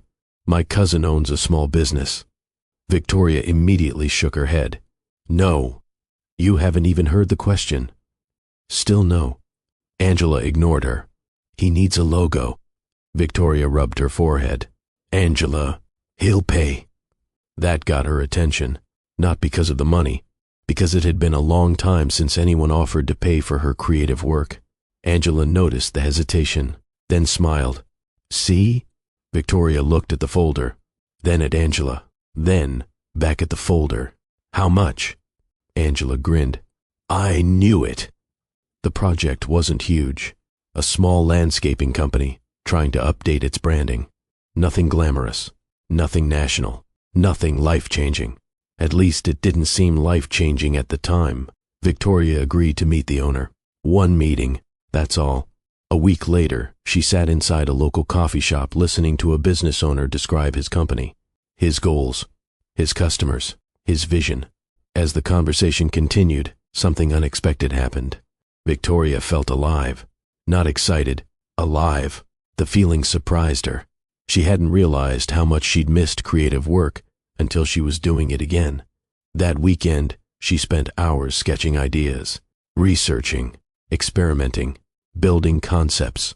For the first time in months, she lost track of time. The experience reminded her of college, reminded her of who she used to be before life became complicated. Several days later, she presented the final concept. The client loved it. Immediately, no revisions, no changes, no hesitation. The reaction stunned her. Even more surprising was what happened afterward. The client recommended her to someone else, then someone else, Then someone else. Small projects started appearing. Not many. Enough. One logo became 3. 3 became 5. 5 became referrals. The referrals became opportunities. The opportunities became income. Victoria still kept her administrative job. She had bills to pay, rent to cover, reality to respect. But something new was happening. Momentum. For the first time since the divorce, she felt movement. Forward movement, not survival. Growth. One evening, she sat at her apartment table reviewing project requests. The same table where she'd once cried over unpaid bills. The same table where she'd questioned her future. The same table where she'd wondered whether she'd wasted years of her life. Now it held client notes, brand concepts, ideas, possibilities. Her phone buzzed. It was Angela. Victoria answered immediately. "Hey." Angela didn't bother with small talk. "How many clients now?" Victoria laughed. 7. Angela screamed loud enough to hurt her ear. Victoria pulled the phone away. "You're ridiculous." "No," Angela corrected her. "You are." Victoria smiled. After ending the call, she sat alone for a while, looking at the paperwork spread across the table. A year earlier, she'd been helping build Lawrence's dream. Now she was finally building her own. The difference felt enormous. What Victoria didn't realize yet was how quickly things were about to accelerate. Because one successful project leads to another. One recommendation creates 3 more. And one overlooked woman was about to discover that the talent she'd spent years giving away for free had far more value than she ever imagined. The comeback had officially begun. And somewhere in Dallas, Lawrence still had no idea what was coming. Victoria never intended to start a company, at least not at first. The original goal was much smaller. Pay a few bills, create some breathing room, maybe save enough money to stop worrying every time an unexpected expense appeared. That was it. Nothing grand, nothing ambitious, just stability. The first few months felt manageable. A logo here, a branding package there, a few website projects, small business owners, local companies. Most of her work happened at night after finishing her administrative job. Her routine became exhausting. Work all day, design all evening, sleep, repeat. Friends occasionally asked how she was doing. Victoria always gave the same answer: busy. The truth was more complicated. She was tired, but she was also excited. For the first time in years, her effort was building something that belonged to her. One Friday night, she looked at the clock and realized it was almost 1 a.m. Design files covered her dining table. Coffee cups occupied every available surface. Her laptop battery was nearly dead. And she was smiling. The realization caught her off guard. When was the last time work made her smile? Not because somebody praised her, not because somebody thanked her, because she genuinely enjoyed it. The answer took her back years. Before the marriage, before the compromises, before all the delays, back when creating things felt natural, back when her dreams still occupied space in her life. A few weeks later, another referral arrived, then another, then another. The growth wasn't explosive. It was steady, and steady growth can be more dangerous than sudden growth, because one morning you have 5 clients, then you blink, and suddenly you're managing 15. Victoria found herself answering emails during lunch breaks, taking calls in parking lots, reviewing concepts before sunrise. The workload kept expanding. One evening, Angela stopped by her apartment. The moment she walked inside, she started laughing. Victoria looked up from her laptop. "What?" Angela pointed toward the dining table, then the couch, then the kitchen counter. Client folders everywhere. Sketches, brand guides, invoices, notes. Angela shook her head. "This is a business." Victoria laughed. "No, it absolutely is." Angela sat down. "When are you going to admit it?" Victoria wanted to argue. The problem was that Angela wasn't wrong. The evidence surrounded them. The side project no longer felt like a side project. Several weeks later, reality finally caught up. Victoria sat at her administrative job reviewing reports when her phone buzzed. A potential client. Nothing unusual. Then another call came. Then an email. Then a meeting request. By the end of the week, she had turned away work for the first time. Not because she wanted to, because there weren't enough hours. That realization stayed with her, especially during the drive home. For years, she had worried nobody would ever take her work seriously. Now the problem was different. People wanted more than she could provide. The thought felt surreal. That weekend, she visited her parents. The conversation happened after dinner. Her father was sitting in his usual chair. Her mother was cleaning the kitchen. Victoria finally said it out loud. "I think I might quit my job." The room immediately went silent. Her mother stopped moving. Her father lowered the television remote. Neither spoke, which somehow felt worse. Finally, her father asked, "You sure?" Victoria laughed nervously. "No." That answer earned a smile. At least it was honest. She explained everything.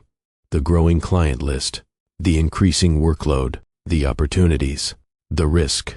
Most importantly, the fear. Because fear remained part of the equation. Starting over after divorce was scary enough. Walking away from guaranteed income felt terrifying. Her father listened carefully, then leaned forward. "Let me ask you something." Victoria nodded. "If this business fails, what happens?" The question surprised her. She expected encouragement or concern. Instead, he wanted facts. Victoria thought about it. "I find another job." "Okay." Her father nodded. "And if you don't try?" The answer arrived immediately. "I'll regret it." Her father leaned back. "Sounds like you already know." That conversation didn't eliminate her fear. It helped her understand it. Fear wasn't necessarily a warning sign. Sometimes it simply meant the opportunity mattered. 3 weeks later, Victoria resigned. The decision felt both reckless and necessary. She walked out of the office carrying a small cardboard box. Family photographs, coffee mug, office supplies, the standard collection of personal items people accumulate over time. When she reached her car, she sat behind the steering wheel for several minutes. No salary, no safety net, no guarantee. For a moment, panic tried to take over. Then her phone rang. A new client inquiry. Victoria laughed. The timing felt almost ridiculous. She answered, scheduled a meeting, and drove home. The company officially launched under a new name, not Victoria Johnson Design, not anything connected to her personal history. She wanted a clean slate, a brand capable of standing on its own. The early months moved quickly, then even faster. Word spread. Referrals multiplied. Satisfied clients recommended her services. Local businesses became regional businesses. Regional businesses became larger opportunities. One project led to a retail chain. The retail chain led to another, then another. Victoria found herself hiring freelancers, then contractors, then part-time support. The company was becoming something real. One afternoon, she sat in a conference room preparing for a client presentation. The room overlooked downtown Dallas. Glass walls, large screens, professional setting. The kind of environment she once associated with people like Lawrence. People with established careers, people with impressive resumes, people who seemed more qualified than she felt. As she prepared her notes, one of the executives entered early. He glanced around the room, then looked at Victoria.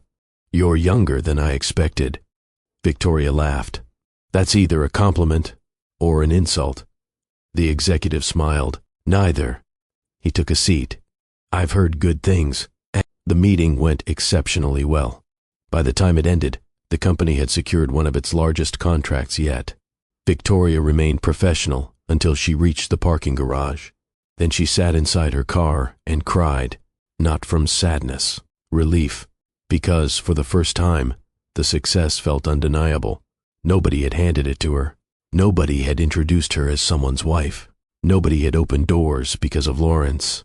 Every client, every contract, every opportunity, she earned herself. Months later, the company reached another milestone. Revenue exceeded projections, then exceeded them again. Industry publications began mentioning the brand. Conference invitations appeared. Interview requests followed. The attention felt strange. Victoria spent most of her life avoiding spotlights. Now they seemed to be finding her. One evening, she attended a networking event in Dallas, the same type of event where she had met Lawrence years earlier. The irony wasn't lost on her. As she moved through the crowd, people approached to introduce themselves. Several recognized her company. Others recognized her work. One woman even asked for a photograph. Victoria laughed afterward. The experience felt absurd. Yet another realization emerged. She wasn't rebuilding anymore. That chapter had ended. She was building. There is a difference. Rebuilding focuses on what was lost. Building focuses on what comes next. And what came next was larger than anything Victoria imagined. Because while her company continued growing, hidden pieces of the past were quietly moving toward the surface. Pieces connected to Lawrence. Pieces connected to the divorce. And most painfully of all, pieces connected to Denise, the friend who still called regularly, the friend who still checked on her, the friend she trusted completely, the friend who was hiding a secret capable of reopening every wound Victoria thought had healed. Victoria discovered the truth on a Tuesday, not through an investigation, not through a lawyer, not through some dramatic confession. The truth slipped out during an ordinary business meeting, which somehow made it worse. At that point, her company had grown far beyond anything she imagined during those difficult apartment years. She had employees, office space, major clients, industry recognition. Most days were packed from morning until evening. The divorce rarely occupied much space in her mind anymore. That chapter felt distant, painful, but distant, or at least she thought it did. The meeting took place in Fort Worth. A potential client had requested a consultation regarding a rebranding project. Victoria arrived early, ordered coffee, reviewed notes. The conversation started exactly as expected. Marketing, growth strategies, brand positioning, nothing unusual. Near the end of the meeting, another consultant joined them, an older financial specialist who had worked with several regional businesses over the years. The discussion drifted toward business acquisitions, asset transfers, corporate restructuring, technical subjects that normally wouldn't have interested Victoria. Then the consultant mentioned Lawrence's name, casually, as if discussing the weather. Victoria looked up immediately. The man noticed. "You know him?" Victoria nodded. "We used to be married." The consultant blinked, then sat back. For a second, he looked uncomfortable. The reaction was brief, but noticeable.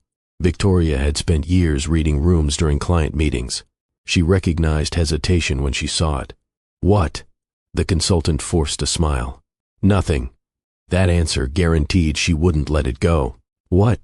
He glanced toward the other people at the table, then back at her. "I probably shouldn't say anything." Victoria felt her pulse quicken. "About what?" The man rubbed his chin, clearly debating whether to continue. Finally, he sighed. "I assumed you already knew." "Knew what?" Another pause. Then came the sentence. "There was a lot of restructuring happening before your divorce." Victoria stared at him. The room suddenly felt warmer.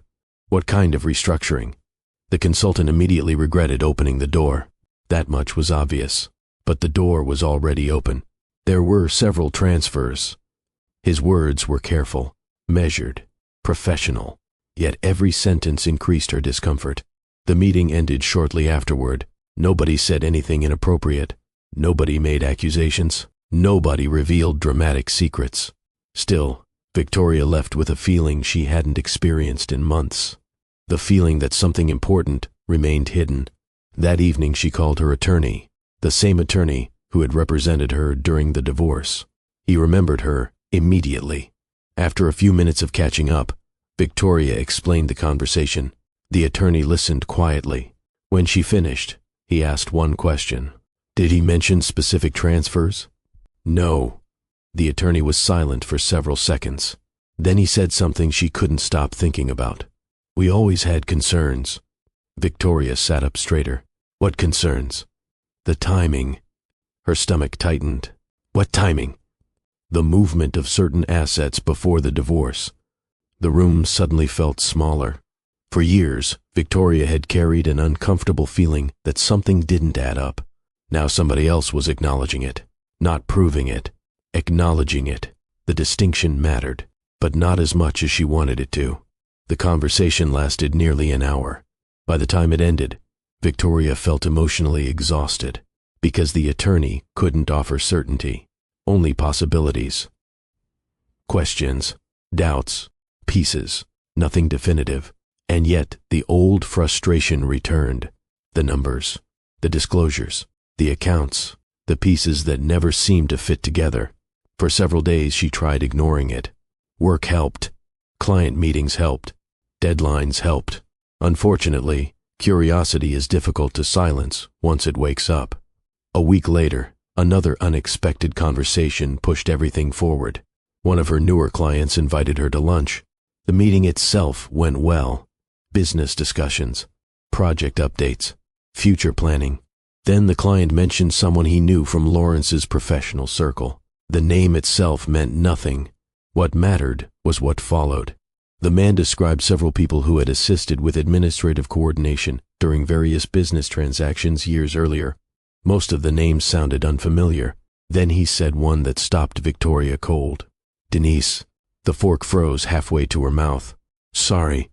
Victoria looked up. What name did you say? Denise. The client shrugged. I think that was it. For a second, Victoria couldn't speak. The conversation around her continued. Plates moved. People talked. Waiters passed by. Yet all she heard was that name. Denise, her friend, her closest friend during the divorce. The woman who brought coffee, answered late-night phone calls, sat beside her while she cried. That Denise. Victoria somehow finished lunch, drove back to the office, closed her door, and stared out the window for nearly 20 minutes. No matter how she looked at it, the idea felt impossible. There had to be another explanation, another Denise, another situation, another misunderstanding. Anything else. Over the next several weeks, information arrived in fragments, tiny fragments.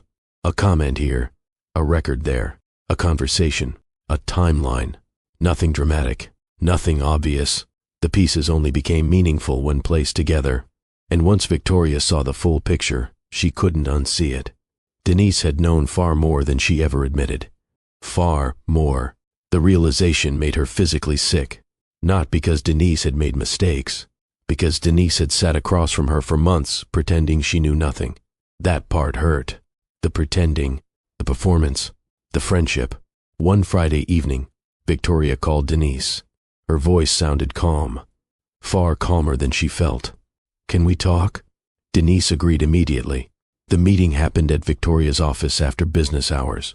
Most employees had already gone home. The building was nearly empty. Denise arrived carrying her purse and a familiar smile. The smile disappeared the second she saw Victoria's face. Neither woman spoke right away. Victoria pointed toward a chair.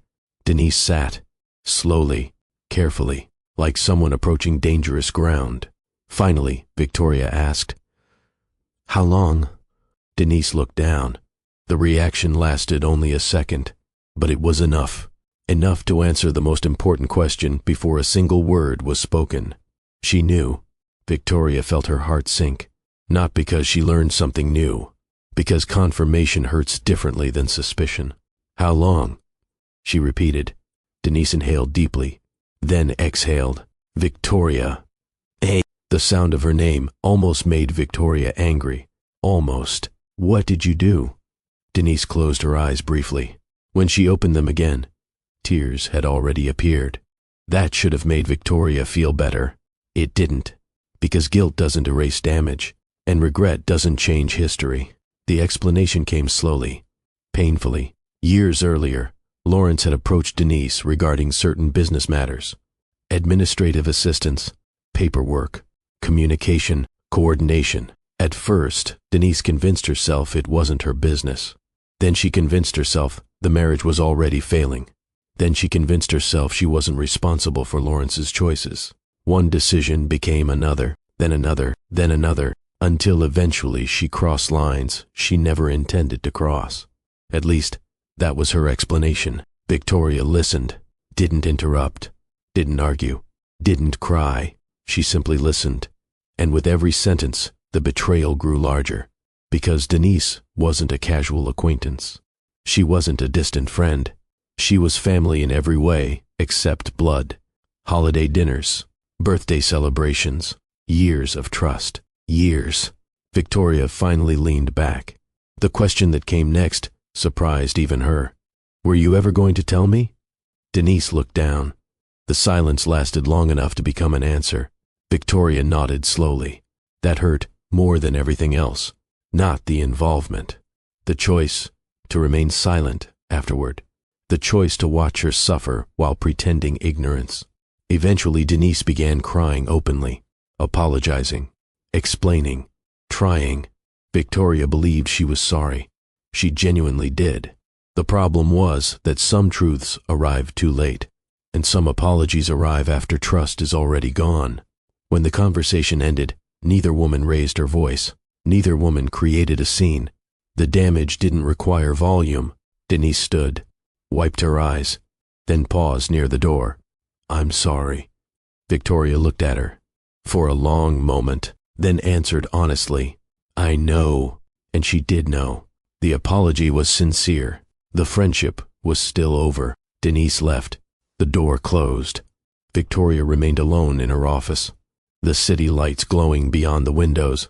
For years, she believed Lawrence was the deepest betrayal of her life. That night she realized she was wrong. Enemies can hurt you. You expect that. The wounds that change you forever usually come from people you trusted enough to never see them coming. And for the first time since the divorce, Victoria found herself confronting a different challenge. Not rebuilding, not surviving, not succeeding, forgiving. Because carrying anger into the future felt dangerously similar to carrying chains. And she had worked too hard to become free. For nearly 2 weeks after Denise left her office, Victoria carried the conversation everywhere. Not physically, emotionally. It followed her into meetings, into traffic, into grocery stores, into the quiet moments before sleep. The strange thing was that she wasn't consumed by rage. People expected rage. She expected rage. Instead, what she felt most often was disappointment. A deep, exhausting disappointment. Because Lawrence's betrayal made sense. Exhausting disappointment. Because Lawrence's betrayal made sense eventually. Painful sense, but sense. The marriage had been deteriorating. Distance had grown. Trust had weakened. Looking back, she could trace the path. Denise was different. Friendship isn't supposed to require investigation. You trust because trust is the entire point. And once that foundation breaks, something changes. Not only in the relationship, inside you. One Saturday morning, Victoria drove to Houston to visit her parents. She hadn't planned on discussing Denise. In fact, she intended to avoid the subject entirely. That plan lasted about 20 minutes. Her mother noticed immediately. Mothers usually do. The three of them sat around the kitchen table drinking coffee. Her father was reading the newspaper. Her mother was watching Victoria. Finally she asked, "What happened?" Victoria sighed. "How do you always know?" Her mother smiled. "Practice." For the next hour, Victoria explained everything. The discoveries, the conversations, the confrontation, the apology, the end of the friendship. When she finally finished, her father folded the newspaper and set it aside. His expression remained thoughtful, not angry, thoughtful. Then he asked, "Are you going to forgive her?" Victoria looked at him. The question irritated her. A little, maybe more than a little. "Seriously?" Her father nodded. "I'm asking." Victoria leaned back in her chair. "I don't know." That was the truth. At 40 years old, she'd learned forgiveness sounded much easier in church sermons than in real life. Especially when the wound was fresh. Her father took a sip of coffee, then said something she would remember years later. Forgiveness and trust aren't the same thing. Victoria didn't answer, because she knew he was right. The problem was that knowing and doing are different things. The conversation moved on. Family stories, community news, ordinary life. Yet the question lingered. Forgiveness. Not because Denise deserved it, because Victoria deserved peace. The idea followed her back to Dallas, then followed her into the weeks that came after. Meanwhile, her company continued growing. Faster than ever, several large contracts closed successfully. Industry publications began mentioning her work regularly. Conference invitations arrived. Speaking engagements followed. The business that started at a small apartment table was becoming something much larger. One afternoon, Angela walked into Victoria's office, holding a magazine. Without saying a word, she tossed it onto the desk. Victoria looked down, then laughed. Her company occupied an entire page. The article highlighted emerging branding firms across Texas. Her business had made the list. Angela sat down. "Remember when you thought nobody would hire you?" Victoria groaned. "Please, stop bringing that up." "Never." Angela pointed at the magazine. "Evidence." Victoria shook her head, but she was smiling. Moments like that still felt surreal. For so long she measured success through proximity to Lawrence's achievements. Now she was creating achievements of her own. The distinction mattered, more than she realized. Around the same time, Lawrence's life was moving in the opposite direction. Victoria didn't know everything, nor did she want to. But news travels, especially in professional circles, especially when people enjoy talking. The first rumor arrived through a former mutual acquaintance. A major client had left one of Lawrence's companies. Victoria listened politely, then changed the subject. A few weeks later, another conversation surfaced, then another, then another. By themselves, none seemed significant. Together, they formed a pattern. Projects delayed, clients dissatisfied, revenue pressure, operational problems. Nothing catastrophic. Yet. The word "yet" seemed important. One evening, Angela brought it up directly. The two women were finishing dinner after a long day. Angela stirred her iced tea, then casually asked, "Have you heard about Lawrence?" Victoria immediately sighed. "No. You don't even know what I was going to say." "I know enough." Angela laughed. Fair point. For a while, they discussed other topics. Then Angela eventually asked the question anyway. "Do you ever check on him?" Victoria nearly choked on her drink. "No."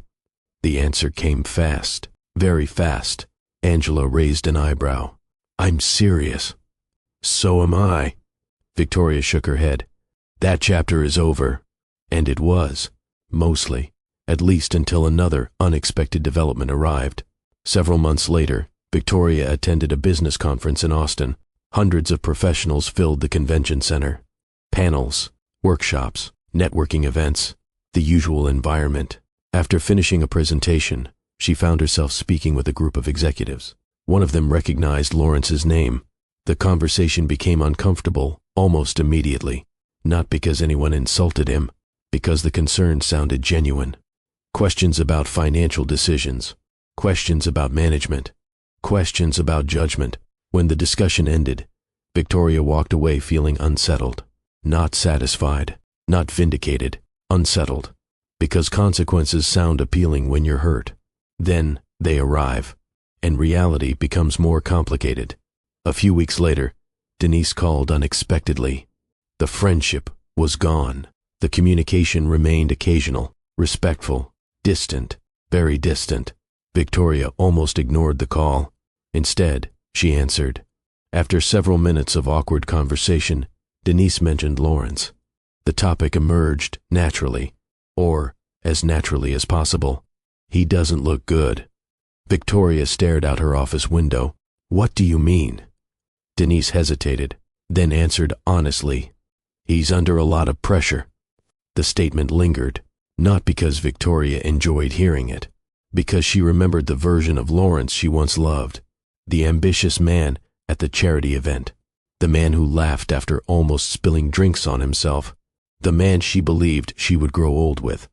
People change, sometimes gradually, sometimes dramatically. Yet memories remain stubborn. After ending the call, Victoria sat quietly for a while, thinking, not about reconciliation, not about the marriage, about choices. The small ones, the ones that seem harmless, until enough of them accumulate. Lawrence didn't wake up one morning and become the man who blindsided his wife. The transformation happened one decision at a time, one compromise, one shortcut, one justification. One secret, until eventually the distance between who he was and who he became felt enormous. The realization carried an unexpected lesson. Character isn't tested when life is easy. It's tested when success arrives. Success reveals things, sometimes admirable things, sometimes not. As months passed, reports about Lawrence became harder to ignore. The younger woman he had built a new life with, Rebecca Hale, was no longer appearing beside him at events regularly. People noticed. People talked. Financial strain seemed to be creating pressure elsewhere too. The details didn't matter much to Victoria. What mattered was recognizing something important.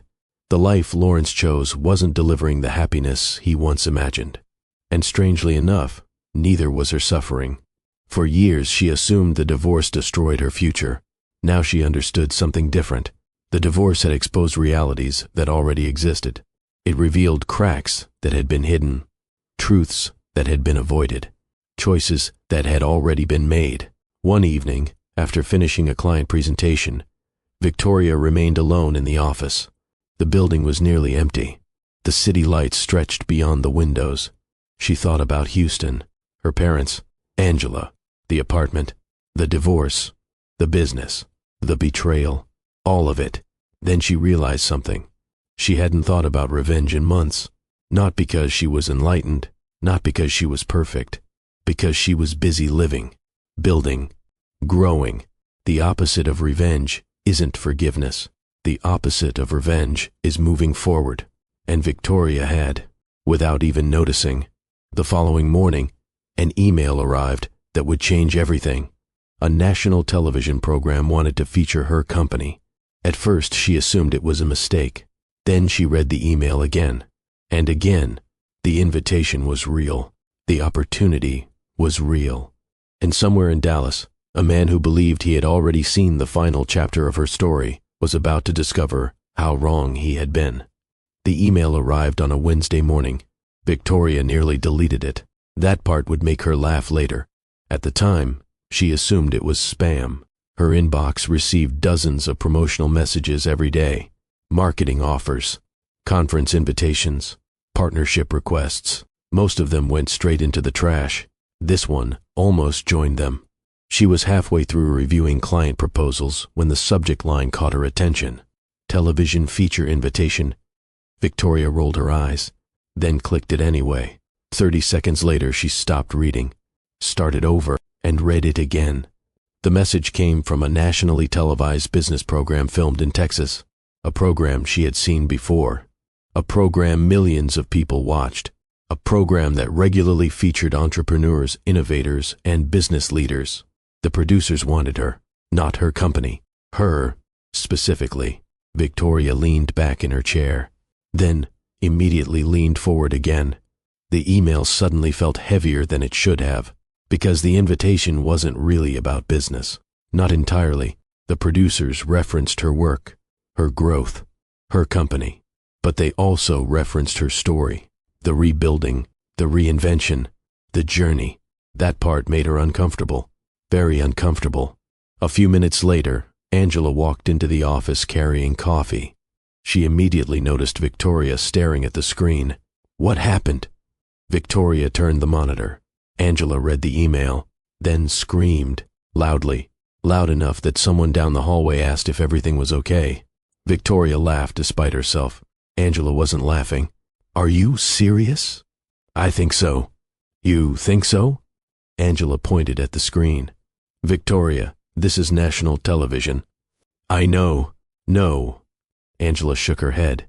I don't think you do. Maybe she was right. Because Victoria's first reaction wasn't excitement. It was fear. The old kind. The kind she thought she'd left behind. Being visible had consequences. Visibility invites opinions, judgment, questions, attention.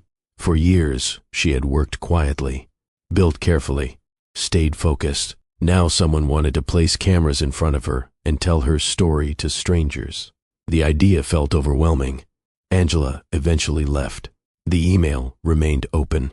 Victoria stared at it for nearly 20 minutes, then closed it, without responding. 3 days passed. The producers followed up, politely, Professionally, Victoria still didn't answer. By Monday morning, she had convinced herself she wasn't interested. Life was busy. The company needed attention. Travel would be inconvenient. There were dozens of practical reasons to decline. At least that's what she told herself. The truth arrived later. During a conversation with her mother, Victoria had driven to Houston for the weekend. The television invitation eventually came up. Her mother listened, then asked one simple question. "Why are you saying no?" Victoria shrugged. "It's not my thing." Her mother immediately laughed. The kind of laugh only mothers can get away with. "Try again." Victoria smiled. "I don't need attention." "Try again." The answer irritated her because she already knew where the conversation was headed. Her mother waited patiently. Finally, Victoria sighed. "I don't want people looking at me." There it was. The real answer. The honest one. Her mother nodded. Not surprised. Not judgmental. Simply understanding. For years, Victoria had learned how painful visibility could become. People whispered after the divorce. People speculated. People chose sides. People created stories without knowing facts. Part of her still carried those memories. Her mother reached across the table. "You're not the same woman anymore." The sentence landed harder than expected, because it was true. The woman who left the marriage would have declined immediately. The woman who sat at that table had survived things she once believed would destroy her. The difference mattered. On the drive back to Dallas, the conversation replayed repeatedly. By the time she reached home, she already knew the answer. The next morning, she called the producers. A woman named Karen answered.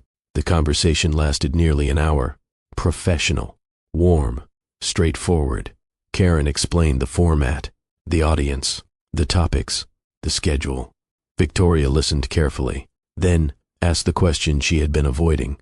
"Why me?" Karen didn't hesitate. "Because people connect with your story." Victoria looked out her office window. "My business story?" Karen paused. "Partly." That answer made Victoria laugh. "What's the other part?" The producer's response stayed with her. "You built something successful after losing almost everything." For several seconds, Victoria didn't speak, because hearing someone summarize those years so simply felt strange. Karen continued. "There are a lot of people who need to hear that." After ending the call, Victoria sat quietly, not because she was emotional, because she was thinking about the apartment, the bills, the grocery store, the nights she questioned everything, the mornings she forced herself to keep going. At the time, none of those moments felt inspiring. They felt difficult, painful, ordinary, yet viewed from a distance, they told a different story. A few weeks later, preparations began. Travel arrangements, interviews, background information, production schedules. The process moved quickly, faster than she expected. As the appearance approached, so did her nerves. One evening, Angela found her pacing around the office. "You look stressed." Victoria laughed. "I am stressed." Angela dropped into a chair. "You've presented to rooms full of executives." "That's different." "How?" Victoria stopped pacing. "Because executives aren't sitting in their living rooms judging me." Angela burst out laughing. The tension broke instantly. For a few minutes, they joked about worst-case scenarios, forgotten answers, camera mishaps, wardrobe disasters. The conversation helped. A little. The anxiety remained. Several days before filming, Victoria visited her parents again. Her father drove her to breakfast, something they hadn't done in years. The restaurant wasn't fancy, just a small local diner they both liked. After ordering coffee, her father looked across the table. "Nervous?" Victoria nodded. "Very." He smiled. "Good." She frowned. "Good? Means you care." The answer sounded simple, because it was. Her father had always possessed a talent for reducing complicated emotions into plain language. The rest of breakfast focused on ordinary topics.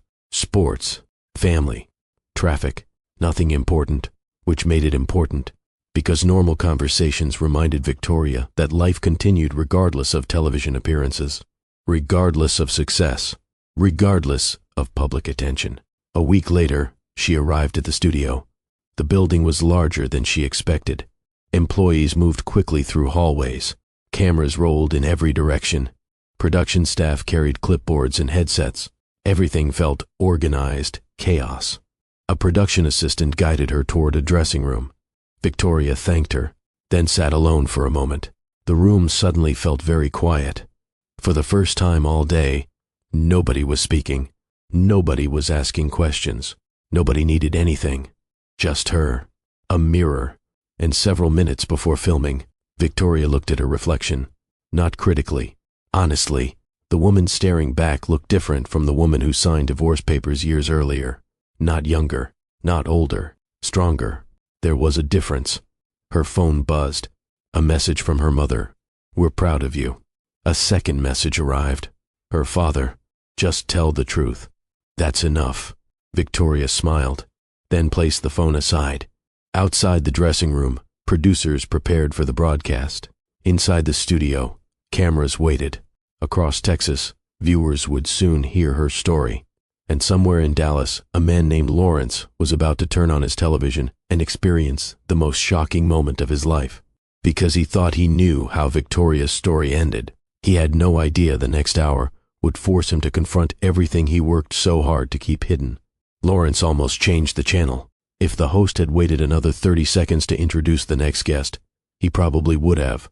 That afternoon had already been miserable. 2 client meetings had gone badly. 1 contract was still hanging in limbo, and a bank representative had called twice before noon. By the time he arrived at his office, all he wanted was background noise, something to distract him while he worked. The television mounted on the wall usually stayed muted. Financial news, business updates, market reports, nothing he paid much attention to. Around 2 o'clock, he picked up a cup of coffee and glanced toward the screen.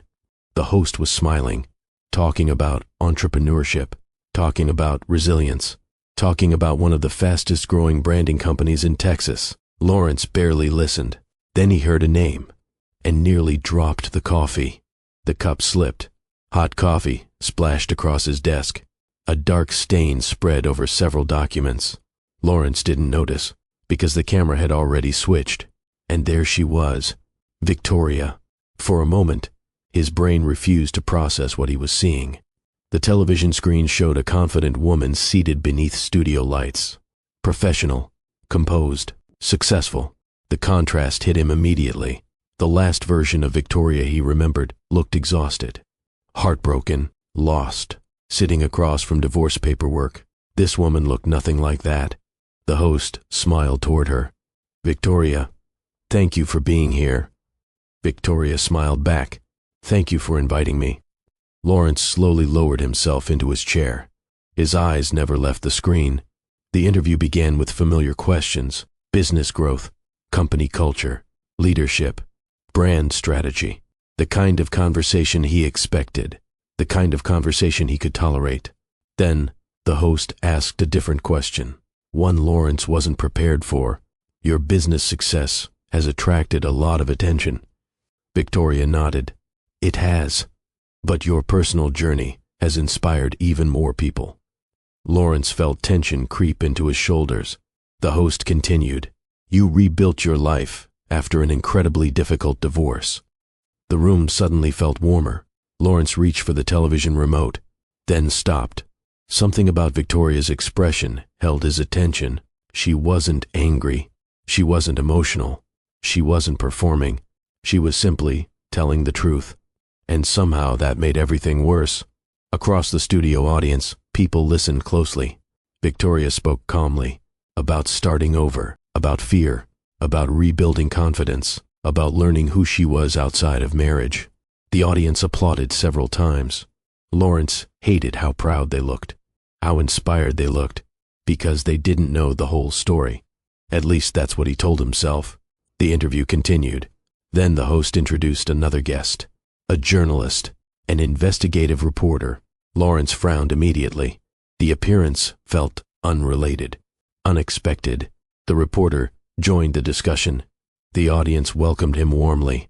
The host smiled, then turned serious. As many viewers know, You've recently been working on a major investigation involving hidden marital assets and financial transfers connected to several Texas business cases. Lawrence's stomach tightened. Instantly, the coffee suddenly tasted bitter. The reporter nodded. We have. The host glanced toward a monitor. Several graphics appeared on screen. Charts, timelines, business records. Nothing specific enough to identify anyone immediately. Yet Lawrence's pulse accelerated anyway, because he recognized the subject matter. The host continued. One particular case has attracted significant attention due to allegations involving concealed transfers before a divorce settlement. Lawrence sat perfectly still. His office suddenly felt very small. The reporter explained the investigation carefully, professionally, no sensationalism, no dramatic accusations, just facts, patterns, records, transactions. Then came the timeline. The dates appeared on screen. Lawrence felt the blood drain from his face, because he knew those dates. Exactly, a few months before the divorce, several transactions, several transfers, several decisions he thought would never receive public attention. His hands tightened around the remote. The audience remained unaware.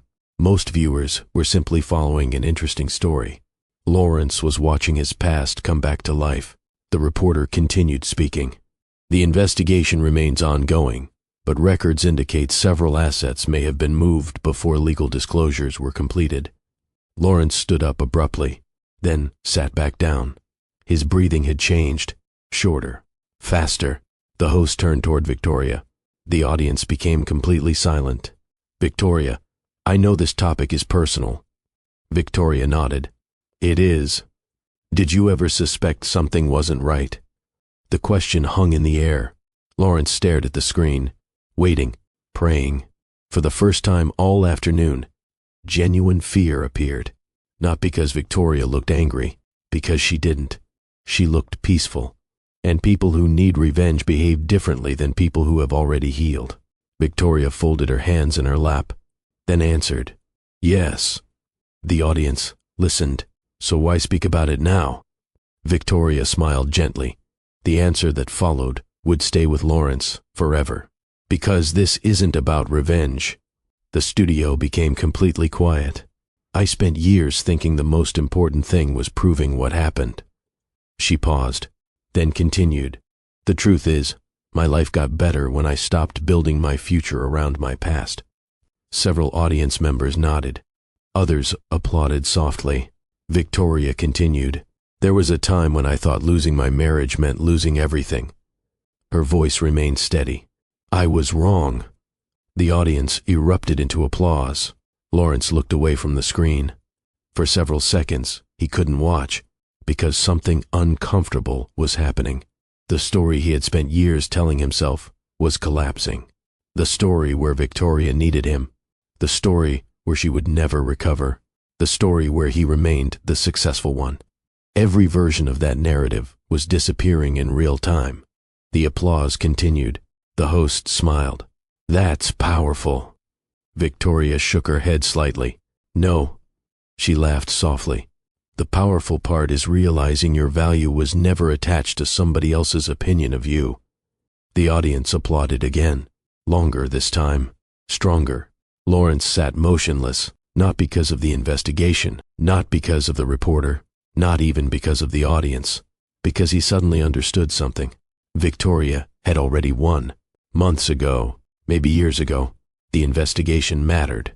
The hidden assets mattered. The public attention mattered. Yet none of those things created the victory. The victory happened the moment she stopped measuring herself through him. The interview moved forward. The reporter discussed continuing inquiries, potential legal consequences, ongoing reviews. The audience listened carefully. Lawrence barely heard any of it. His attention remained fixed on Victoria. She wasn't celebrating. She wasn't attacking him. She wasn't exposing him. She was living without him. And somehow that hurt more than any public accusation ever could. As the segment ended, the host thanked everyone for joining. The audience rose to its feet. Standing ovation. Victoria looked genuinely surprised. The cameras captured her smile. Not the smile of someone seeking revenge, the smile of someone finally free, Back in his office, Lawrence stared at the dark television screen after the program ended. The room felt different now. The silence felt different. His phone buzzed, then buzzed again. Then again. Messages, emails, calls. People had seen the broadcast. People were asking questions. The consequences were arriving. Fast. For several minutes, Lawrence remained seated, unable to focus, unable to think clearly, because the investigation wasn't what terrified him most. Investigations create legal problems. Those can be fought, explained, managed. What terrified him was something else. For the first time since the divorce, he understood that Victoria no longer needed anything from him. Not validation, not apologies, not closure, nothing. And there is something uniquely painful about realizing the person you underestimated has built a life so full that your absence no longer matters. Outside his office window, Dallas continued moving as usual. Traffic, meetings, people rushing through ordinary afternoons. Inside, Lawrence sat alone, watching the consequences of old decisions finally catch up. And for the first time in years, he had nowhere left to hide. The morning after the television interview, Victoria woke up expecting to feel different. She didn't. That surprised her. For years, she had imagined certain moments would change everything. The divorce, being finalized, landing her first major client, launching the company, the television appearance. Yet life rarely works that way. Most breakthroughs happen gradually. Then one day you look around and realize you've already changed. Victoria stood in her kitchen making coffee, the same way she had the day before, the same way she had for years. Her phone, however, had different plans. Messages filled the screen. Emails, interview requests, speaking invitations, social media notifications. People from all over the country had watched the program. Many of them weren't talking about business. They were talking about resilience, second chances, starting over. One message came from a woman in Ohio, another from a retired teacher in Arizona, a widower in Georgia, a grandmother in Tennessee. The details were different. The emotions were familiar. People shared stories of divorce, loss, financial hardship, betrayal, reinvention. The television appearance had connected with them in ways Victoria never expected. She spent nearly an hour reading messages. Several brought tears to her eyes, not because they praised her, because they reminded her how many people were quietly carrying battles nobody else could see. Later that week, another call came. This one wasn't from a television producer. It was from her attorney, the same attorney who had guided her through the divorce years earlier. His tone sounded different, more serious, more cautious. Victoria immediately sat down. What happened? The attorney exhaled slowly. The investigation is moving forward. Victoria closed her eyes briefly. Part of her had known that conversation might eventually arrive. The hidden asset inquiry had continued gaining attention. New information kept surfacing. Records, transfers, documents, questions, lots of questions. What does that mean? She asked. It means there could be legal consequences. The words hung in the air. For a moment, neither spoke. Then the attorney asked something unexpected. How are you feeling about all this? Victoria stared out the window. Years earlier, she would have answered differently. Years earlier, she would have wanted justice, validation, proof. Now the answer felt simpler. Tired. The attorney laughed softly. I understand. And she meant it, because the investigation no longer felt connected to her future. It belonged to the past. The legal process would continue. The facts would emerge. The consequences would arrive where appropriate. None of it would change who she had become. That realization brought peace. A few weeks later, she received another call. This one surprised her. Lawrence. His name appeared on her phone screen for the first time in months. Victoria stared at it, then let it ring. The voicemail arrived moments later. She didn't listen immediately. In fact, she waited until the following evening. When she finally pressed play, Lawrence's voice filled the room. Older somehow, heavier, less confident. Victoria. A pause. I don't know if you'll listen to this. Another pause. I guess I just wanted to say, I'm sorry. The words sounded genuine, not strategic, not polished, genuine. Yet something unexpected happened. Victoria felt almost nothing, not anger, not satisfaction, not triumph. The apology simply arrived too late to change anything. The voicemail continued. Lawrence spoke about mistakes, regrets, poor decisions, consequences. Then the message ended. Victoria deleted it, not out of cruelty, out of acceptance. Some chapters don't need another conversation. They need an ending. That was the ending. A month later, Victoria attended a business conference in Houston. Several hundred entrepreneurs filled the venue. The organizers asked her to deliver the keynote address. 5 years earlier, the idea would have terrified her. Now it felt natural. Not easy, natural. As she stood backstage waiting for her introduction, she thought about everything that had happened. The marriage, the divorce, the apartment, the bills, Angela, Denise, the company, the television interview, every chapter of the journey. Then she heard her name. The audience applauded. Victoria walked onto the stage. Rows of faces looked back at her. People of different ages, different backgrounds, different stories. For a moment, she simply stood there. Then she smiled and began, not with business advice, not with marketing strategies, with honesty. She talked about losing certainty. She talked about fear.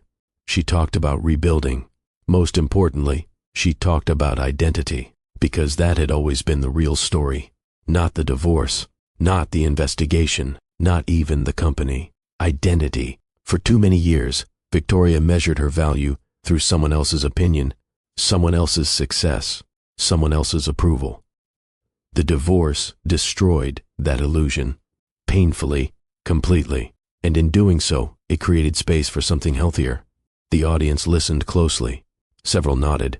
Some wiped tears from their eyes. Others simply sat very still, recognizing pieces of themselves in the story. When the speech ended, the applause lasted a long time, longer than she expected, longer than she deserved, in her opinion. Afterward, people lined up to speak with her. One woman in particular stayed with her. She appeared to be in her 60s, maybe older.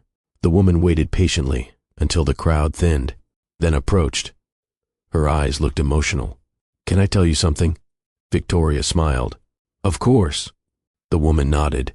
"I thought my life was over when my husband left." Victoria felt her chest tighten.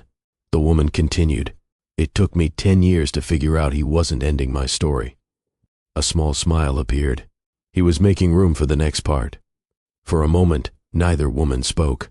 Then Victoria reached out and squeezed her hand, because there was nothing else to say. The woman had already said it perfectly. That evening, Victoria drove home alone. The Texas sky glowed orange as the sun disappeared beyond the horizon. Traffic moved steadily. The radio played softly. Ordinary things. Beautifully ordinary things. At a red light, she glanced at her reflection in the rearview mirror and thought about the woman she used to be. The woman who sat at a kitchen table staring at divorce papers. The woman who believed losing her marriage meant losing her future. The woman who couldn't imagine happiness existing on the other side of heartbreak. She wished she could speak to that version of herself. Just once. She would have told her something simple. You survive this. Not immediately. Not gracefully. Not all at once. But you survive it. The light turned green. Victoria continued driving. Toward home. Toward tomorrow. Toward a life she never planned for. And a life she wouldn't trade for anything. Because in the end, the greatest lesson wasn't about Lawrence, or Denise, or betrayal. It wasn't even about success. It was about self-worth. Life becomes dangerous when we hand other people the authority to define our value. Relationships matter. Marriage matters. Love matters. But no person should become the entire foundation of your identity. When that foundation rests entirely in someone else's hands, their departure can feel like destruction. The truth is often different. Sometimes the most painful ending of your life becomes the beginning of your most important chapter. Sometimes losing what you thought you needed forces you to discover what was inside you all along. And sometimes the people who underestimate you believe they're closing the book on your story. when in reality, they're only turning the page. The end.